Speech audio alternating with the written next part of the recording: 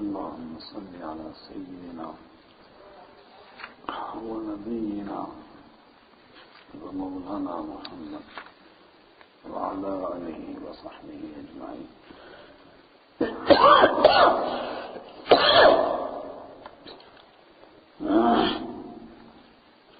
أعوذ بالله من الشيطان الرجيم. بسم الله الرحمن الرحيم.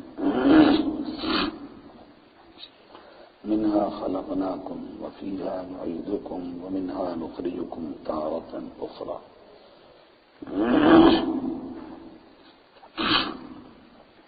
حضرت موسیٰ علیہ السلام فرعون کو دعوت دے رہے تھے اور اللہ تبارک و تعالیٰ کے تعارف تک بات پہنچی تھی. الذی جعل لکم الارض مہدا وسلک لکم فیہا سبلا وانزل من السماء ماء. اور یہاں سے پروردگار نے آگے اپنا کلام شروع فرمایا. فاخرجنا به ازواجا من نبات شتى. تو ہم نے اس پانی کے ذریعے سے مختلف قسم کے نباتات اگائے. کلوا ورعوا انعامکم. خود بھی کھاؤ جو زمین سے پیدا ہو رہا ہے، اپنے جانوروں کو بھی کھلاؤ. ان فی ذلک لآیات لأولی النہی. بے شک اس میں اللہ کی قدرت کی بہت نشانیاں ہیں، مگر ان کے لیے لأولی النہی جو عقل والے ہیں. نہی روکنے والے ہیں. عقل انسان کو برے کاموں سے روکتی ہے، عقل انسان کو نقصان والی چیزوں سے روکتی ہے، اس لیے اس کا نام ہے نوحہ. منہا خلقناکم. اسی زمین سے، اسی مٹی سے ہم نے تم کو پیدا کیا. وفیہا نعیدکم. اور اسی میں ہم تم کو لوٹائیں گے. ومنہا نخرجکم تارۃ اخری. اور اسی میں ہم قیامت کے دن اسی سے تم کو دوبارہ زندہ کر لیں گے. مٹی سے پیدا ہوئے، مٹی میں جائیں گے اور قیامت کے دن پھر مٹی سے نکال لیے جائیں گے واپس. عمل تو ہمارا اسی کے اوپر ہے کہ جب آپ کسی قبرستان میں جاتے ہیں کسی کے مرنے کے موقع پر، تو 3 مٹھیاں دونوں ہاتھ سے، ایک سے نہیں، دونوں ہاتھ سے اٹھا کر اس کے قبر پر ڈالتے ہیں. یہ سنت ہے، یہ بالکل سنت سے ثابت ہے. پہلی مٹھی کے وقت میں منہا خلقناکم پڑھتے ہیں، دوسری کے موقع پر وفیہا نعیدکم، اور تیسری کے موقع پر منہا نخرجکم تارۃ اخری. یہ پڑھتے ہیں. یہ پڑھنا بھی سنت ہے کہ نہیں ہے، اس بارے میں کوئی مضبوط روایت نہیں. البتہ امت کا عمل ہے اس کے اوپر. بعض حضرات نے اعتراض کیا کہ یہ مٹی ڈالنے والے کے عمل سے بات ملتی نہیں ہے. جو مٹی ڈال رہا ہے وہ تھوڑا کہہ رہا ہے کہ ہم نے آپ کو اس سے پیدا کیا، ہم اسی میں آپ کو لوٹا رہے ہیں، ہم قیامت کے دن اسی سے آپ کو نکالیں گے. یہ تو بیچارہ غریب خود مٹی ڈال رہا ہے اور کل یہاں چلا آئے گا مٹی میں. تو جو حضرات کہتے ہیں کہ امت کا شروع سے معمول رہا ہے، وہ کہتے ہیں کہ نہیں، یہ پروردگار کے اس ارشاد کو یاد کرتا ہے اور اپنے آپ کو بھی یاد کراتا ہے کہ یہی وہ مٹی تھی جس سے ہم پیدا ہوئے، اسی مٹی میں مل گئے، قیامت کو اسی مٹی سے اٹھیں گے. 4 دن بیچ میں اللہ نے زندگی دی جس میں ہم تکبر میں، اکڑ میں مبتلا ہو گئے اور اپنے اوقات کو بھول گئے. روایت بہرحال کو بہت مضبوط نہیں اس سلسلے میں ملی. اللہ بہتر جانتا، آپ بھی تلاش کیجیے. وَلَقَدْ أَرَيْنَاهُ آيَاتِنَا كُلَّهَا فَكَذَّبَ وَأَبَىٰ. اور یقیناً ہم نے فرعون کو اپنی نشانیاں دکھائیں، کلھا ساری کی ساری، فَكَذَّبَ وَأَبَىٰ اس نے جھٹلایا اور اس نے انکار کیا، نہیں مانا. حضرت موسیٰ علیہ السلام نے تقریر بھی فرمائی اور اس کے علاوہ نشانیاں بھی دکھائیں. پیچھے گزر چکا. فرعون نے کہا کہ تیرے پاس کوئی نشانی ہے؟ فرمایا ہاں نشانی ہے، اور فوراً نشانی دکھائی. ید موسیٰ، عصائے موسیٰ دکھایا، مگر وہ مانا نہیں، انکار کیا. قال جئتنا لتخرجنا من ارضنا بسحرك يا موسیٰ، اور اس نے کہا کہ تو اس لیے آیا ہمارے پاس تاکہ نکالے ہم کو ہماری زمین سے بسحری کا، اپنے جادو کے ذریعے سے، یا موسیٰ، اے موسیٰ علیہ السلام۔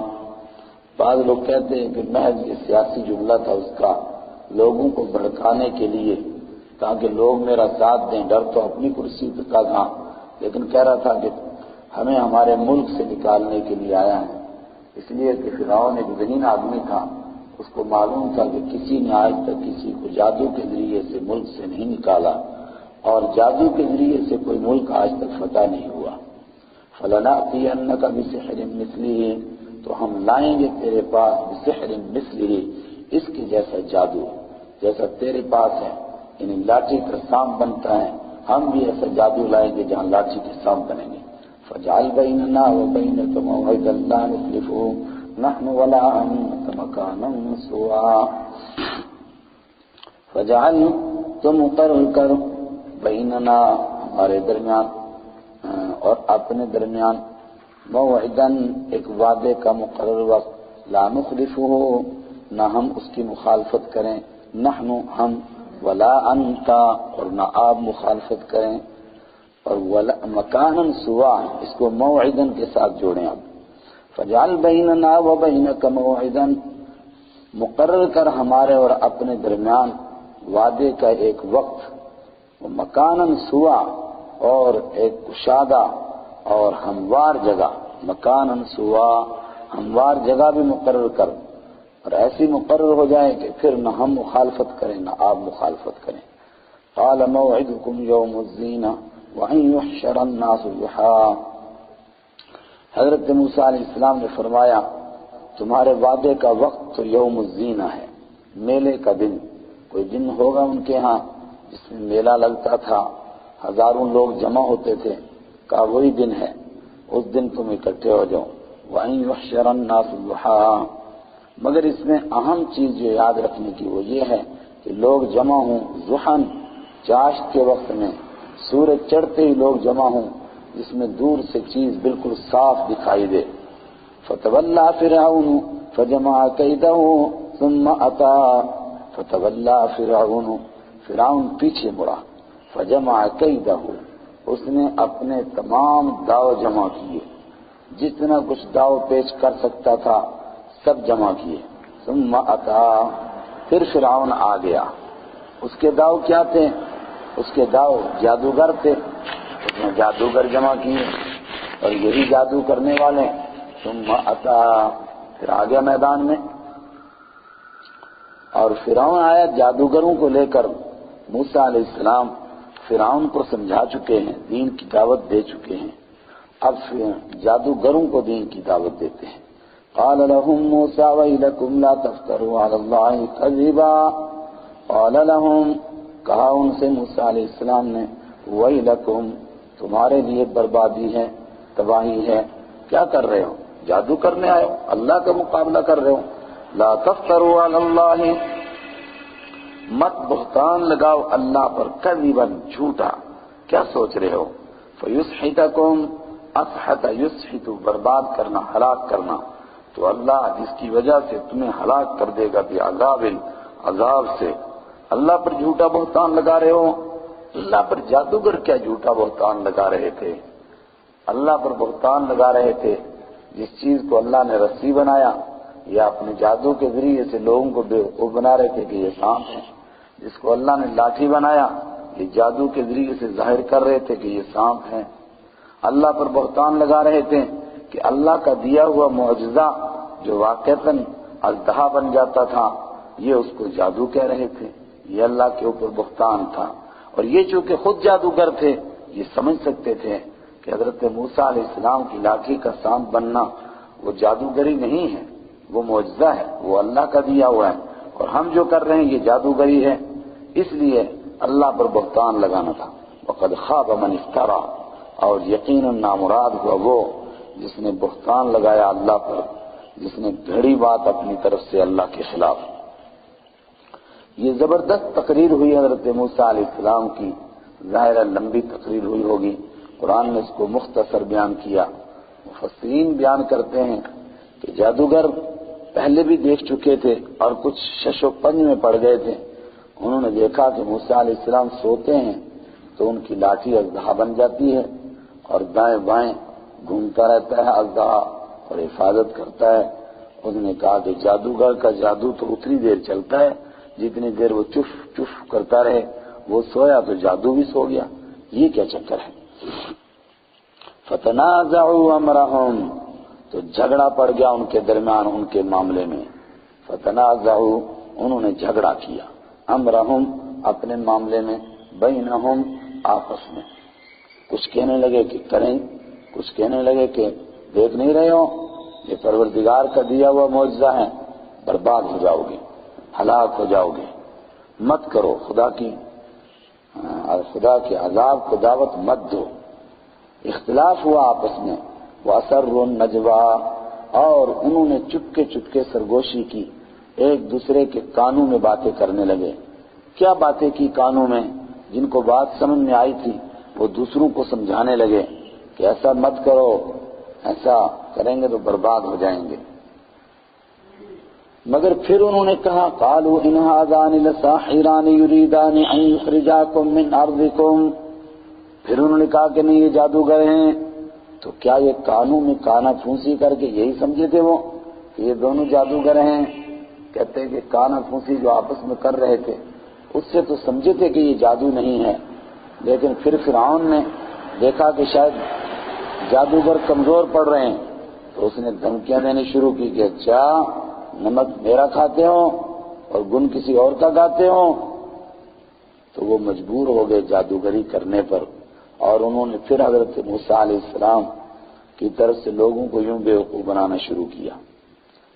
بعض حضرات نے کہا وہ اسروا النجویٰ، وہ چپکے چپکے جو باتیں کر رہے تھے، کانوں میں سرگوشیاں کر رہے تھے، انہوں نے کہا کر کے دیکھتے ہیں، اگر جادوگر ہوگا تو ناکام ہو جائے گا، اور اگر یہ جادوگری نہیں ہے، اللہ کا نیک بندہ ہے اور یہ کوئی معجزہ ہے تو اس کا مطلب یہ کامیاب ہو جائے گا. جب کامیاب ہوگا ایمان لائیں گے. فائدہ یہ ہوگا جب ہم لوگ سب سے آگے ایمان لائیں گے تو ہمارے پیچھے اتنی بڑی خلقت ہے یہ بھی ایمان لے آئے گی. وہ سمجھے گی کہ جب جادوگر سمجھے کہ یہ جادوگری نہیں ہے اس کا مطلب یہ واقعتا نہیں ہے. فتنازعوا امرهم واسروا النجوى، اور انہوں نے سرگوشیاں کی چپکے چپکے. قالوا ان هذان لساحران، انہوں نے کہا یہ دونوں نہیں ہیں، ان هذان لساحران، یا تو ان نہیں ہیں اور آگے چھپا ہوا ہے کہ مگر یہ دونوں جادوگر ہیں، اور یا ان مخفف من المثقلہ ہے مگر عمل نہیں کر رہا ہے، اس لیے کہ یہاں پر مخففہ ہے. اور شاہ صاحب کا وہ ارشاد بھی آپ کو یاد ہوگا، شاہ ولی اللہ رحمۃ اللہ علیہ کا، کہ مان لو کہ ان کبھی عمل کرتا بھی ہے کبھی نہیں بھی کرتا ہے، نہ کرنے کا کوئی قاعدہ کا یہ معلوم ہو گیا یہاں ہے. قالوا ان هذان، انہوں نے کہا بے شک یہ دونوں ایسے ہیں، لساحران، جو جادوگر ہیں. لوگوں کو کہا یریدان، وہ دونوں چاہتے ہیں، ان یخرجاکم، کہ تم وہ دونوں نکالیں تم کو، من ارضکم، تمہاری زمین سے. یہ وہی فرعون سے سیکھی ہوئی بات، اس سے سنی ہوئی بات کہ تمہیں تمہارے ملک سے نکالنا چاہتے ہیں. بسحرکما، اپنے جادو کے ذریعے سے، ویذھبا، اور وہ دونوں چاہتے ہیں کہ لے جائیں، بطریقتکم المثلی، بطریقتکم، تمہارے اس طریقے کو، تمہارے زندگی گزارنے کے اس ڈھنگ کو، تمہارے اس مذہب کو، المثلی. المثلی دو معنی، ایک یہ کہ جو پرانا ہے پہلے سے چلا آیا ہے بزرگوں کی طرف سے، اس مذہب کو یہ ختم کرنا چاہتے ہیں، اور دوسرا المثلی جو مثالی ہے، زبردست مذہب ہے، اس کو یہ دونوں ختم کرنا چاہتے ہیں. فاجمعوا کیدکم ثم اتوا صفا، فاجمعوا، تو جمع کر لو تم، کیدکم، اپنے تمام داؤ پیچ، جتنا کچھ کر سکتے ہو اتنا کرو، کہیں بعد میں نہ پچھتانا پڑے. ثم اتوا صفا، پھر آ جاؤ تم سب کے سب صف بنا کر کے. وقد افلح اليوم من استعلا، اور پھر نعرہ لگایا رسیاں پھینکتے ہوئے ہیں، یا میدان میں اترتے ہوئے آ جاؤ لائن لگا کر کے ایک صف میں آگے سبھی. وقد افلح اليوم من استعلا، اور یقیناً کامیاب ہو گیا وہ من استعلا اليوم آج، من استعلا جو آج اونچا رہا، یعنی جو آج جیتا سو جیت گیا. جادوگر جب میدان میں آتے ہیں تو کچھ ایسے الفاظ ہوتے تو کھوکھلے ہیں، لیکن لوگوں کو مرعوب کرنے کے لیے، ڈرانے کے لیے، جیت گیا بھائی، بھسم کر دوں گا اب، ایسے الفاظ بولتے رہتے ہیں. تو وہ کیا الفاظ بول رہے تھے ان کا مجموعہ قرآن نے کہا قد افلح اليوم من استعلا، آج جو جیت گیا سو جیت گیا. قالوا یا موسیٰ اما ان تلقی و اما ان نکون اول من القا، کہنے لگے اے موسیٰ علیہ السلام یا تو یہ بات ہو کہ آپ ڈالیں پہلے، و اما ان نکون اول من القا، یا ہم ہی ہو جائیں وہ لوگ جو سب سے پہلے ڈالنے والے ہیں. موسیٰ علیہ السلام نے فرمایا مدعی تم ہو، تم کہنے آئے ہو یہ کہ یہ جادو ہے تو پہلے تم دکھاؤ. قال بل القوا، موسیٰ علیہ السلام نے فرمایا بلکہ تم ڈالو. فاذا حبالهم، تو اچانک ان کی رسیاں، وعصیهم، اور ان کی لاٹھیاں، یخیل، خیال دلانے لگی، احساس دلانے لگی، یخیل محسوس کیا جانے لگا، مجہول، الیہ حضرت موسیٰ علیہ السلام کے نزدیک، من سحرہم ان کے جادو کی وجہ سے، انہا تسعی کہ وہ دوڑ رہی ہے. سب لوگوں کو محسوس ہوا اور موسیٰ علیہ السلام کو بھی لگا کہ یہ لاٹھیاں، یہ رسیاں، یہ تو دوڑ رہی ہیں، یہ عجیب قسم کا کیا دکھا رہے ہیں. یہ لاٹھیاں ڈالی نیچے، رسیاں پھینکی، سب دوڑ رہے، کچھ سانپ، کچھ سنپنیاں، پورا میدان حیات حیات، نہریں، سانپ سانپ، جیت گئے جیت گئے. اور کسی بھی کرتب اور کسی بھی کام کے کرنے والے کا سب سے زیادہ دل بڑھاتے ہیں اس کے حواری، اس کے ساتھی جو اس کے دائیں بائیں ہوتے ہیں. اور جب یہ دل بڑھاتے ہیں تو دوسرا اکیلا آدمی کمزور پڑ جاتا ہے. لیکن جادوگروں کے حمایتی کتنے ہیں، سب تالیاں بجا رہے ہیں، شور مچا رہے ہیں. اور موسیٰ علیہ السلام کے لیے بیچارے چند بنی اسرائیل وہ بھی ڈرتے ڈرتے ہیں، کچھ فرعون کی قوم کے نوجوان وہ بھی ڈرتے ڈرتے ہیں. فما آمن لموسیٰ الا ذریۃ من قومہ، تھوڑے سے علی خوف من ملئہ، اس کے سرداروں کے ڈر کی وجہ سے، اپنے سرداروں کی ڈر کی وجہ سے چند ایک. تو ان کا دل بڑھانے والا کوئی نہیں، ان کا دل بڑھانے والے اتنے لوگ، شور ہنگامہ، ادھر لگ رہا ہے کہ یہ واقعتاً ناچ رہے ہیں سانپ بن کر کے، دوڑ رہے ہیں. جب ان کو موسیٰ علیہ السلام نے سانپ دیکھا اور محسوس ہوا کہ وہ دوڑ رہے ہیں، فأوجس فی نفسہ خیفۃ موسیٰ، محسوس کیا موسیٰ علیہ السلام نے اپنے دل میں خیفتاً ڈر محسوس کیا، تھوڑا ڈر سا محسوس ہوا دل میں. کیوں ڈر محسوس ہوا؟ ایک تو آپ وہ جواب دیں گے چونکہ انسان ہیں اور جب پہلی مرتبہ اپنی لاٹھی سانپ بنی تھی تب بھی ڈر گئے تھے، تو آج بھی وہ تقاضا، لیکن یہ جواب کمزور رہے گا، اس لیے کہ اب تو باطل کا مقابلہ کیا جا رہا ہے. تو باطل کا مقابلہ کرتے ہوئے کیا نبی گھبرا سکتا ہے؟ بالکل نہیں. پھر کیوں ڈرے؟ جی ہمارے پرانے شروع کے مفسرین نے اس کا جواب دیا، نئے نہیں. فرمایا ڈر یہ نہیں تھا کہ جادوگر کیا کرتب دکھا رہے ہیں، ڈر اس بات کا ہوا کیونکہ اب تک انہوں نے اتنا ہی دیکھا تھا کہ میری لاٹھی بھی اژدہا بنتی ہے، تو میری لاٹھی بھی اژدہا بنے گی، بہت بڑا بنے گی، مسل دے گی ان کو، اوپر سے دوڑے گی ادھر سے ادھر، لیکن آخر وہ بھی اژدہا اور وہ بھی سانپ ہی بنے گی. تو لوگ کہیں گے لو یار آپ کی لاٹھی بھی تو سانپ ہی بنی، وہ بھی سانپ بنے، چلو یہ بڑی وہ چھوٹی، لیکن یہ ہے تو ایک ہی قسم. تو یہ ڈر گئے. محسوس ہوا کہ لوگ کہیں جادوگری کو اور معجزے کو ایک ہی چیز نہ سمجھ لیں اور دونوں میں امتیاز نہ کر سکیں، فرق نہ کر سکیں، اور اگر فرق نہ کر سکیں گے تو پھر ایمان اور کفر کا فرق کیسے ہوگا؟ یہ ڈر محسوس ہوا، اپنا ڈر نہیں محسوس ہوا. فَأَوْجَسَ فِي نَفْسِهِ خِيفَةً مُوسَىٰ، محسوس کیا موسیٰ علیہ السلام نے اپنے دل کے اندر ڈر. رسول اللہ صلی اللہ علیہ وسلم سے مکہ کے مشرکین نے ایک دن حرم میں نا وہ اپنے شاعر کو لے آئے تھے کہ آؤ اس سے مقابلہ کرو. تو اس کا دل بڑھانے والے سارے مشرک، کوئی تالیاں بجا رہا ہے، کوئی سیٹیاں بجا رہا ہے، اور رسول پاک صلی اللہ علیہ وسلم کے ساتھ صرف عبداللہ ابن مسعود رضی اللہ تعالی عنہ۔ تو اس نے کہا کہ پہلے میں سناؤں کہ پہلے آپ سنائیں؟ آپ نے فرمایا تو پہلے سنا؟ اس نے کہا نہیں، آپ پہلے سناؤ۔ آپ نے سورہ یاسین پڑھنی شروع کی، اور جب آپ پہنچے ضرب لنا مثلا ونسی خلقا قال من يحيي العظام وهي رميم، تو وہ شور مچا ہی رہے تھے، اس نے ایک تنکا اٹھایا اور توڑ دیا۔ اس نے کہا اس کا کوئی مقابلہ نہیں کر سکتا ہے، یہ انسان کا کلام نہیں ہے۔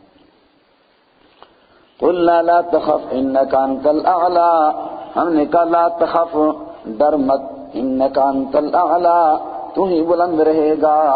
یعنی لوگ سمجھیں گے کہ معجزہ الگ ہے اور جادوگری الگ ہے، یہ دونوں ایک نہیں ہوں گے، بے فکر ہو جائیے آپ اس بات سے، کیونکہ ابھی تک موسیٰ علیہ السلام کو یہ معلوم نہیں تھا کہ میری لاٹھی ان کی سانپ سنپنیوں کو نگل لے گی۔ وہ تو یہی سمجھے تھے کہ اب تک لاٹھی بنتی تھی، سانپ بنتی، یہ بھی سانپ بنے گی۔ وَأَلْقِ مَا فِي يَمِينِكَ، اور ڈال دے جو تیرے دانے ہاتھ میں ہیں، تَلْقَفْ مَا صَنَعُوا، نگل لے گی وہ، مَا صَنَعُوا، جو کچھ انہوں نے کاریگری کی ہے، انما صنعوا کید ساحر، انما بے شک وہ چیز صنعوا جو انہوں نے بنائی ہے، کید ساحر ہوا کید ساحر، وہ تو جادوگر کی تدبیر ہے، اس کے ٹونے ٹوٹکے ہیں، انہوں نے لوگوں کی تھوڑی نظریں باندھی ہیں، وہ حقیقت میں کچھ نہیں اور وہ معجزہ نہیں۔ ولا یفلح الساحر حیث اتی، اور جادوگر کامیاب نہیں ہوتا ہے حیث اتی، جس جگہ وہ آتا ہے۔ جس جگہ آتا ہے کا کیا مطلب ہے؟ یا تو یہ مطلب ہے کہ جادوگر کے مقدر میں کبھی کامیابی نہیں، دھکے کھاتا رہتا ہے، ایک ایک پیسے کے لیے دھکے کھاتا ہے، اس کے مقدر میں کامیابی نہیں۔ اور یہ مطلب ہوتا ہے کہ حیث اتی، اتی امام النبوہ، جب وہ نبوت کے مقابلے کے لیے آتا ہے تب وہ کبھی کامیاب نہیں ہوتا ہے۔ ڈالیں آپ، اور اللہ نے پہلے ہی بتا دیا کہ اب یہ لاٹھی نگل لے گی، چنانچہ ڈالی موسیٰ علیہ السلام نے لاٹھی اور یہ اژدہا بنی، اور ان کے جو لاکھوں سانپ میدان میں دوڑ رہے تھے، ایک سانس لیا سب کے سب پیٹ میں، اور اب اکیلے موسیٰ علیہ السلام کا اژدہا گھوم رہا ہے، اور وہ بھی اتنا بڑا کہ ایک جبڑا یہاں اور دوسرا اوپر نظر آتا ہے آدھے آسمان پہ، تو لوگ وش کھا کھا کر گر رہے ہیں پیچھے۔ بس اب وہ تالیاں شالیاں سیٹیاں سب بھول گئے یہ کیا مسئلہ ہے۔ جب جادوگروں نے یہ دیکھا تو پہلے ہی وَأَسَرُّوا النَّجْوَىٰ، جن حضرات نے کہا نا کہ انہوں نے یہی پلان بنایا تھا کہ کریں گے مقابلہ، اور جب پتہ چلے گا کہ یہ مومن ہیں اور یہ اللہ کے رسول ہیں اور یہ معجزہ ہیں تو ہم ایمان لائیں گے، اور جب ہم لائیں گے تو سارے کے سارے لوگ کلمہ پڑھ لیں گے۔ تو فَأُلْقِيَ السَّحَرَةُ سُجَّدًا، أُلْقِيَ السَّحَرَةُ، جادوگروں کو ڈال دیا گیا سجدے میں۔ میں پیچھے بتا چکا ڈال دیا گیا مطلب ایسے حالات بنے، ایسا رعب طاری ہوا ایمان کا کہ خود بخود سجدے میں گر گئے۔ قالوا آمنا برب ہارون وموسیٰ، انہوں نے کہا ایمان لے آئے حضرت موسیٰ علیہ السلام کے رب پر، ہارون علیہ السلام کے رب پر، ہر جگہ ہے برب موسیٰ و ہارون، لیکن چونکہ فواصل کی رعایت کرنا بھی قرآن پاک کا ایک مقصد ہے کہ پڑھنے والے کو مزہ آئے، تو اوپر سے انداز تھا نا مسلا استعلا القا، تو یہاں بھی فرمایا ہارون و موسیٰ، اگر ہوتا موسیٰ و ہارون تو وہ فواصل کی رعایت نہ ہوتی۔ قال آمنتم له قبل ان آذن لكم، ہائے ہائے فرعون سے کچھ نہیں بنا، کہنے لگا اچھا تم اس کی وجہ سے ایمان لے آئے اس سے پہلے کہ میں تم کو اجازت دیتا۔ انه لکبیرکم، بے شک یہ تمہارا بڑا ہے، یہ تمہارا کوئی استاد معلوم ہوتا ہے، الذی علمکم السحر، جس نے تم کو جادو سکھایا ہے، ولأقطعن ایدیکم، تو میں ضرور بھی ضرور کاٹوں گا تمہارے ہاتھوں کو، وارجلکم، اور تمہارے پاؤں کو، من خلاف، مخالف جانب سے، مخالف ایک سائیڈ کا ہاتھ ایک سائیڈ کا پاؤں، ولأصلبنکم، اور میں ضرور بھی ضرور تم کو سولی پر چڑھاؤں گا، پہلے ہاتھ پاؤں کاٹوں گا، تڑپو گے، جان جانے لگے گی، لیکن مرنے نہیں دوں گا، خون نہیں لاس ہونے دوں گا تاکہ اور تڑپیں اور تکلیف محسوس ہو۔ اس کے بعد سولی پر چڑھاؤں گا، اور سولی پر تختہ دار پر نہیں، وہ کیلیں ٹھوک ٹھوک کر مارنے والی سولی، فی جذوع النخل، اور اس کے لیے تختوں کی بھی ضرورت نہیں، اتنے تختے کہاں سے آئیں گے؟ کہا کھجور کے تنوں کے ساتھ کھڑے کر کے کینے ٹھکوا دوں گا۔ او وَلَتَعْلَمُنَّ، اور تم ضرور بھی ضرور جان لو گے، أَيُّنَا أَشَدُّ عَذَابًا، کون زیادہ سخت ہے ہم میں سے عذاب کے اعتبار سے، وَأَبْقَى، اور کون زیادہ باقی رہنے والا ہے، کس کی سزا زیادہ دیر باقی رہتی ہے۔ مطلب کہ تم اسی سے ڈر گئے، اسی بات کی وجہ سے تو تم ڈرے کہ آخرت کا عذاب بڑا سخت ہے۔ موسیٰ علیہ السلام نے تم کو شروع میں ڈرا دیا تھا فَيُسْحِتَكُمْ، اللہ تم کو ہلاک کر دے گا، جہنم کے مستحق بن جاؤ گے، تو ابھی پتہ چل جائے گا کس کی سزا زیادہ ہے، ایسی سزا دوں گا کہ تمہیں یاد ہی نہیں رہے گی موسیٰ علیہ السلام کی سزا۔ اس کا مقصد کیا تھا؟ اس کو معلوم تھا کہ جادوگروں کے موسیٰ علیہ السلام استاد نہیں ہیں، اس کو معلوم ہے جب تک مصر میں تھے تو تب تک تو میرے محل میں رہے، اور جب مصر سے نکلے مدین چلے گئے تو مدین میں تو جادوگری کا فن ہی نہیں تھا، پھر وہاں کہاں جادوگری سیکھ کر کے آ گئے، اور پھر وہاں سے آئے سیدھا تو فرعون کے ہاں پہنچ گئے دعوت کے لیے، اور پھر فرعون جادوگروں کو بلا کر لے آیا، پھر کہاں سے استاد اور شاگرد ہو گئے، کہاں سے بڑے اور چھوٹے ہو گئے، اس کو سب کچھ معلوم تھا، لیکن جان بوجھ کر کے بیوقوف بنا رہا تھا اپنی قوم کو۔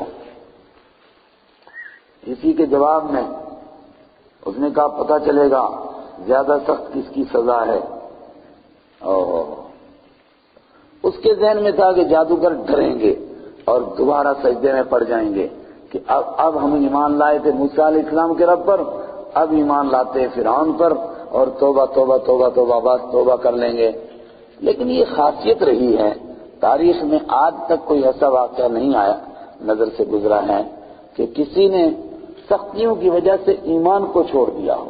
ایسے واقعات ہیں کہ مجبور ہو کر کے وقتی طور پر کلمہ کفر کہہ دیا، لیکن سختیوں کی وجہ سے دل سے ایمان کو چھوڑا ہو، ایسے واقعات نہیں۔ ایسے واقعات اگر آپ پیش کریں گے تو آپ کہیں گے کہ 47 میں تو ہو چکا پنجاب میں اور اندلس میں ہو چکا۔ جواب، کمزور ایمان والے لوگ تھے، ایمان بنا نہیں تھا، ایمان پر محنت نہیں ہوئی تھی، چنانچہ کوئی نامور عالم دین اور کوئی نامور عابد و زاہد، کوئی واقعتاً زبردست مومن، کسی ایک کا بھی ایسا واقعہ نہیں بیان کیا جا سکتا ہے۔ کمزور تھے، ایمان پر محنت نہیں ہوئی تھی، مومن تھے، لسٹ میں تھے، محنت نہیں ہوئی تھی، تو اس لیے وہ ادھر کھسک گئے، گودیاں رکھ دیں، اس سائڈ ہو گئے، مگر جہاں جہاں پھر پتہ چلتا ہے پھر پلٹ رہے ہیں جس کو، حالانکہ کسی کے پردادے نے ایسا کیا تھا، اب پوتے تو اسی ماحول میں پیدا ہوئے، لیکن اب جیسا ان کو پتہ چلتا ہے پھر توبہ کرتے ہیں، فوراً کرتے ہیں توبہ۔ لوگ کہتے ہیں کہ پنجاب میں بہت محنت ہو رہی ہے، بہت لوگ ایمان قبول کر رہے ہیں، ایمان نہیں پلٹ رہے ہیں حالات۔ قالوا لن نؤثرك على ما جاءنا من البينات، انہوں نے کہا دھمکیوں سے ایمان کہاں نکلتا ہے۔ قالوا، انہوں نے کہا لن نؤثرك، ہم ہرگز ترجیح نہیں دے سکتے تجھ کو، على ما جاءنا من البينات، ان نشانیوں پر جو ہمارے پاس آ چکی ہیں، ایسے دلائل دیکھ چکے ہیں اللہ کی قدرت کے، کیا وہ دیکھنے کے بعد اب تجھے ترجیح نہیں دے سکتے۔ والذی فطرنا فاقض ما انت قاض، یا تو علی ما جانا وعلی الذی فطرنا، اس پر اس کا عطف کیجئے، ہم ہرگز تجھے ترجیح نہیں دے سکتے ان دلیلوں پر جو ہمارے پاس آ چکی ہیں اور اس ذات پر جس نے ہم کو پیدا کیا ہے، نہیں ترجیح دے سکتے۔ فاقض ما انت قاض، کر تو جو کرنے والا ہے، تیرے کرنے سے، تیرے سولی چڑھانے سے، کینے ٹھوکنے سے ڈرتے نہیں ہیں۔ اور دوسرا ترجمہ، ترجیح ہرگز نہیں دے سکتے تجھ کو ان دلائل پر، ان نشانیوں پر جو ہمارے پاس آ چکے ہیں، اور قسم ہے اس ذات کی جس کے قبضے میں ہماری جان ہے، فقض ما انت قاض، کر تو جو کرنے والا ہے۔ انما تقضی هذه الحیات الدنیا، تو جو کچھ کرے گا اس دنیا کی زندگی میں کرے گا، ہم اس دنیا کی زندگی سے نہیں ڈرتے، اگر تو نہیں مارے گا، زندہ رہیں گے پھر بھی تو مر جائیں گے، اگر ہمیشہ رہنا ہو تو پھر تجھ سے ڈریں، مسئلہ تو آخرت کا ہے۔ انا آمنا بربنا، ہم اپنے رب پر ایمان لے آئے، لیغفر لنا خطایانا، تاکہ وہ معاف کرے ہماری خطاؤں کو، مسئلہ آخرت کا ہے۔ وما اکرہتنا علیہ من السحر، اور اس بات کو کہ تو نے ہم کو مجبور کیا جادو کرنے پر۔ یہ فرعون نے کب مجبور کیا تھا؟ یا تو یہ مطلب ہے وَأَسَرُّوا النَّجْوَىٰ، جب انہوں نے آپس میں سرگوشی کی، موسیٰ علیہ السلام کی تقریر سنی تو وہ سمجھ گئے کہ یہ جادوگری نہیں ہے، وہ پیچھے ہٹنے لگے۔ فرعون نے کہا اچھا اب پیچھے ہٹ رہے ہو، ٹکڑے کر دوں گا، چلو آگے کرو جادو۔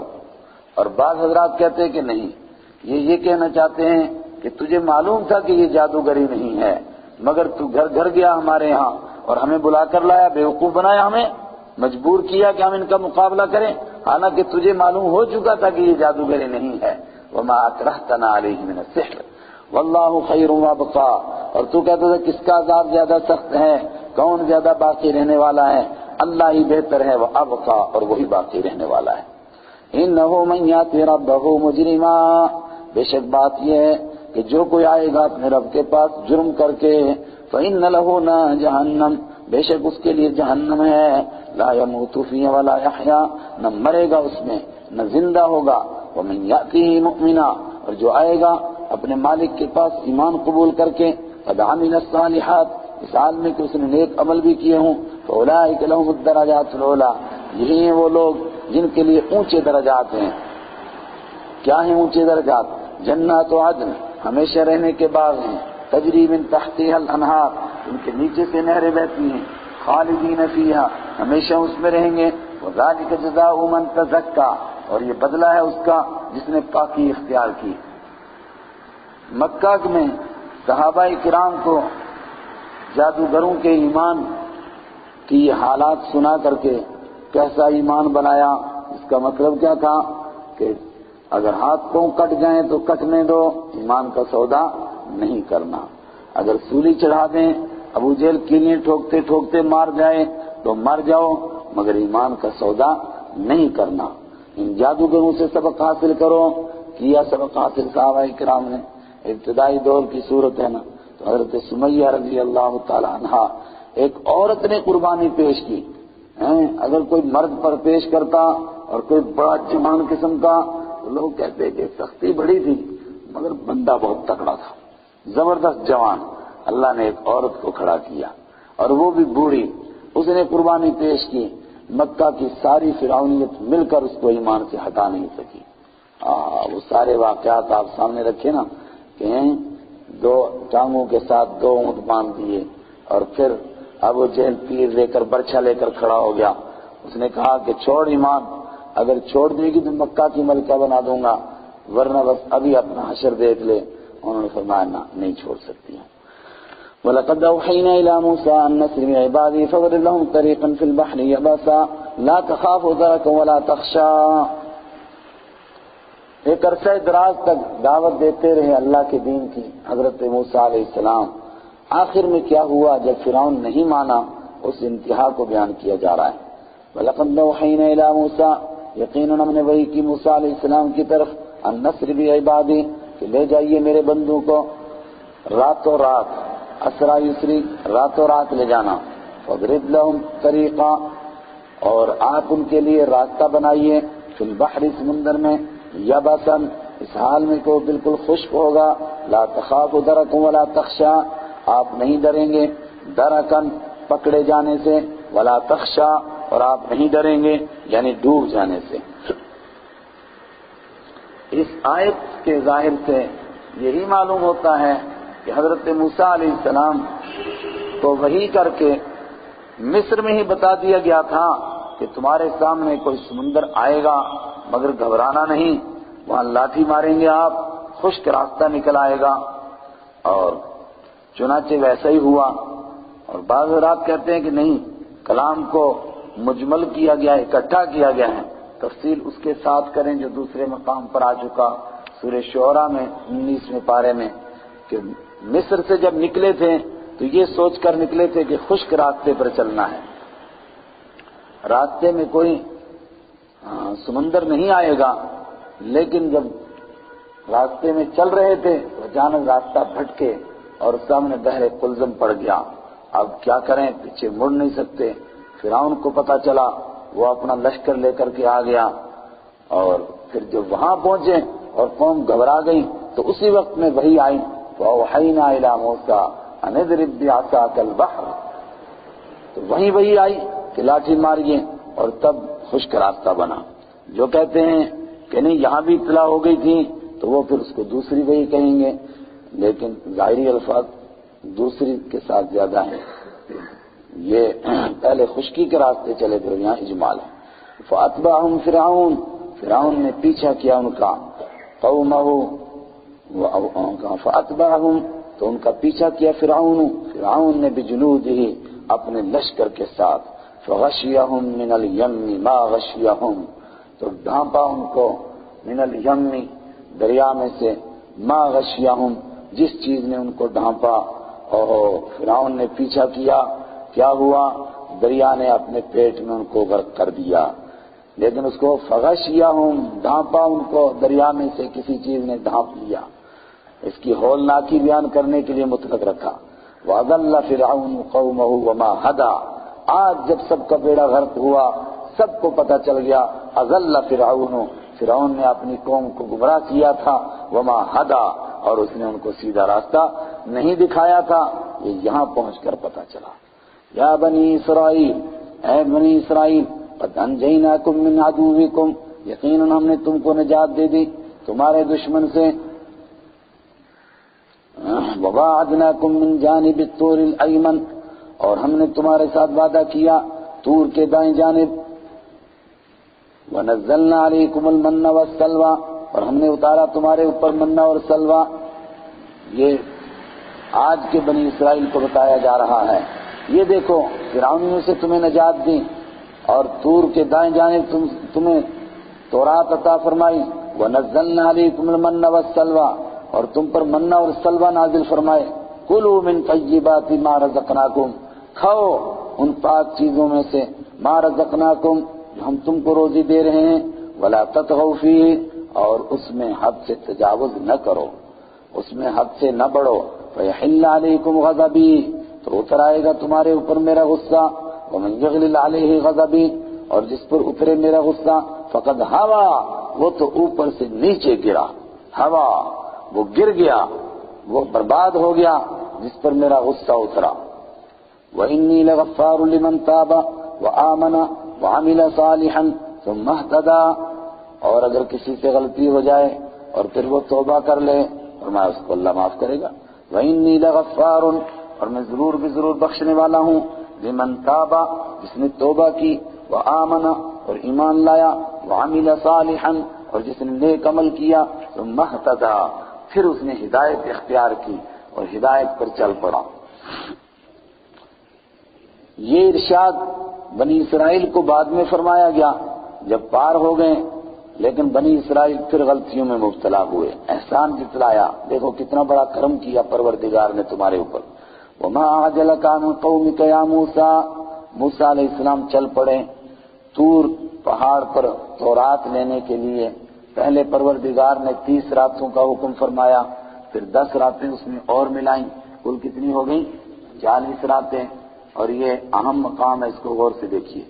جب طور پہاڑ پر پہنچے پروردگار فرماتے ہیں وما اعجلک عن قومک یا موسیٰ کس چیز نے جلدی میں مبتلا کیا آپ کو اپنی قوم سے اے موسیٰ علیہ السلام؟ ایک تفسیر تو یہ ہے کہ ساری قوم پیچھے پیچھے طور پہاڑ پر آ رہی تھی اور موسیٰ علیہ السلام جلدی پہنچے آگے، تو پروردگار نے فرمایا کہ کس چیز نے آپ کو جلدی کرنے پر مجبور کیا اے موسیٰ علیہ السلام؟ دوسری تفسیر یہ ہے کہ موسیٰ علیہ السلام نے قوم کے بڑے بڑے کچھ سرداروں کو بھی ساتھ لیا تھا طور پہاڑ پر جانے کے لیے، لیکن جب آپ طور پہاڑ پر تشریف فرما ہوئے تو پروردگار نے پوچھا کہ تمہاری قوم کہاں ہے؟ تو موسیٰ علیہ السلام نے عرض کیا کہ وہ پیچھے آ رہی ہے، یعنی وہ سردار، مگر یہ آئے تو تھے نہیں، یہ گئے کہاں؟ تو بعض کہتے ہیں کہ یہ واپس پلٹ آئے، ان کو جب پتہ چلا پیچھے کے سامری نے کوئی تماشا دکھایا ہے تو انہوں نے کہا یار چلو پہلے یہ تماشا دیکھ لیتے ہیں، بعد میں طور کی سیر کریں گے۔ لیکن دوسری بعض روایتیں جن کے ساتھ بنی اسرائیل کی روایتیں بھی تائید کرتی ہیں وہ یہ کہ نہیں، یہ 70 لوگ گئے تھے اور وہ جو 70 لوگ ہلاک ہوئے تھے وہ دوسری مرتبہ کا واقعہ ہے۔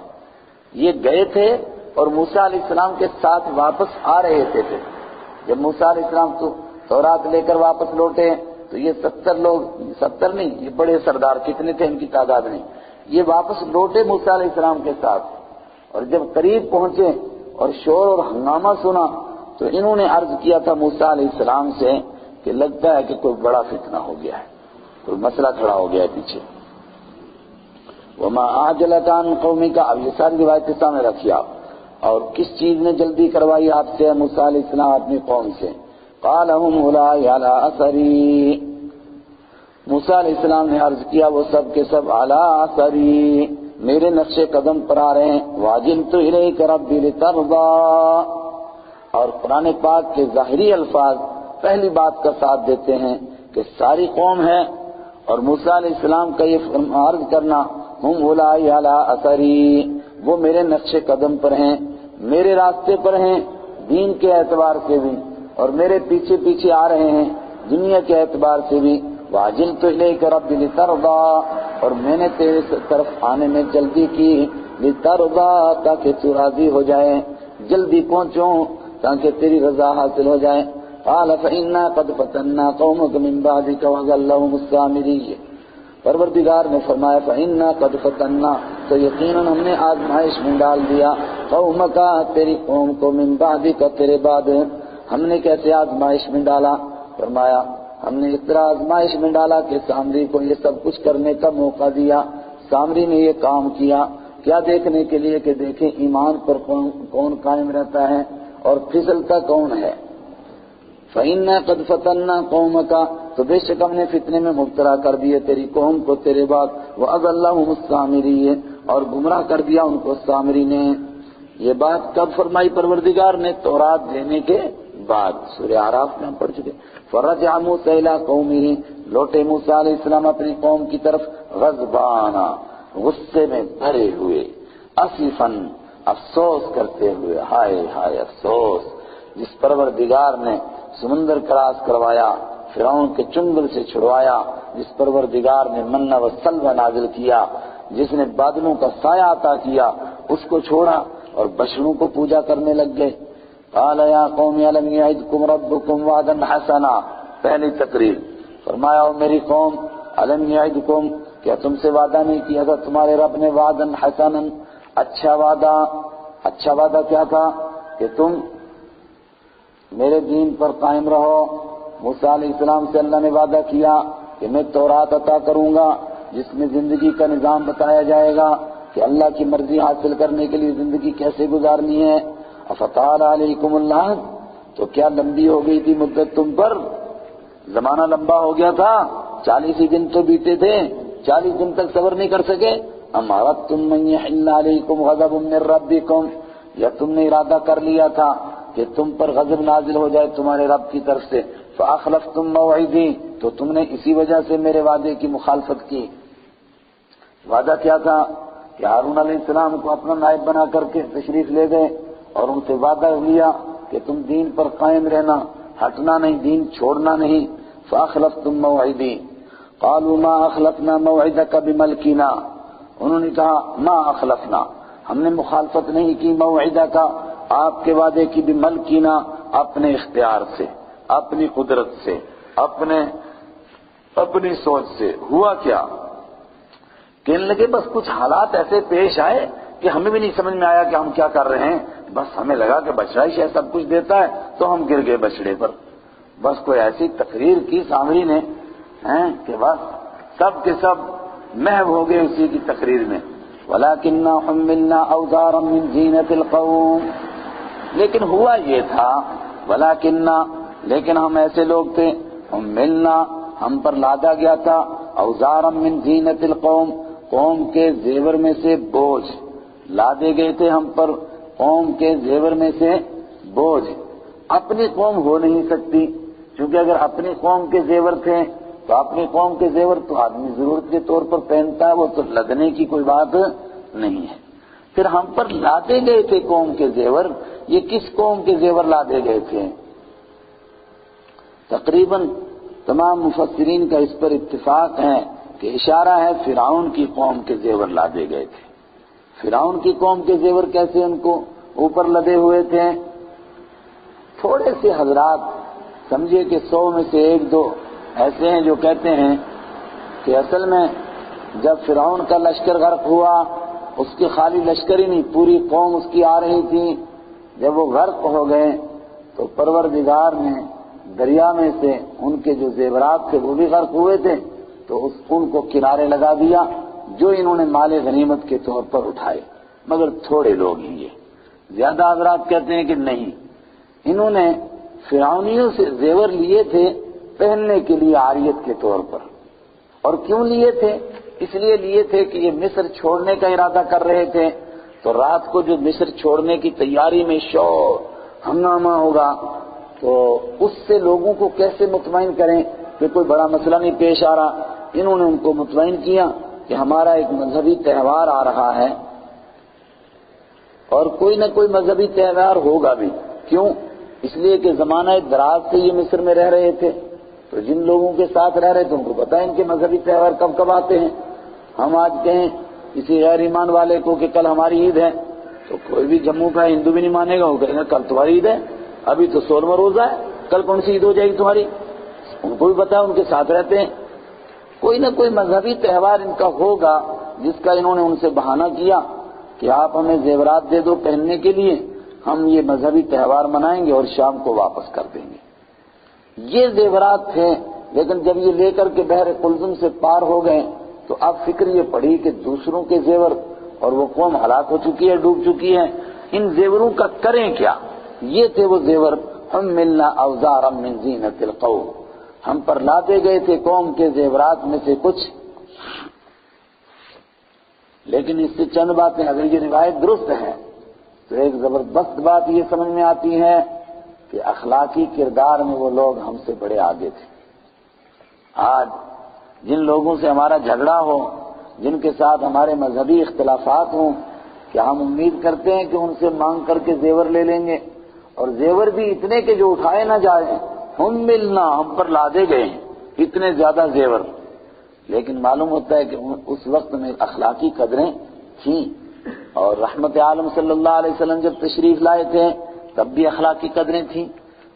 کیسی دشمنیاں تھی آپس میں، مگر بہت واقعات ہیں صحابہ کے آپس میں ایک دوسرے سے لینے کے، برتنے کے، سامان دینے کے، لینے کے، بہت واقعات ہیں۔ معلوم ہوا اخلاقی قدریں باقی تھیں۔ اب انسان اخلاقی گراوٹ میں زیادہ مبتلا ہوا۔ یہاں ایک مشکل مرحلہ ہے، بعض مفسرین مصر سے یا قوم کے زیور لے کر آئے تھے، وہ بات کہنے سے اس لیے کتراتے ہیں کہ آج بھی بائبل میں لکھا ہے کہ مصریوں کے زیور لانے کے لیے حضرت موسیٰ علیہ السلام نے ہی بنی اسرائیل کو ترغیب دی تھی کہ دھوکہ دو، ان کو لوٹو ان کا مال۔ اللہ کے نبی سے یہ امید نہیں کی جا سکتی ہے۔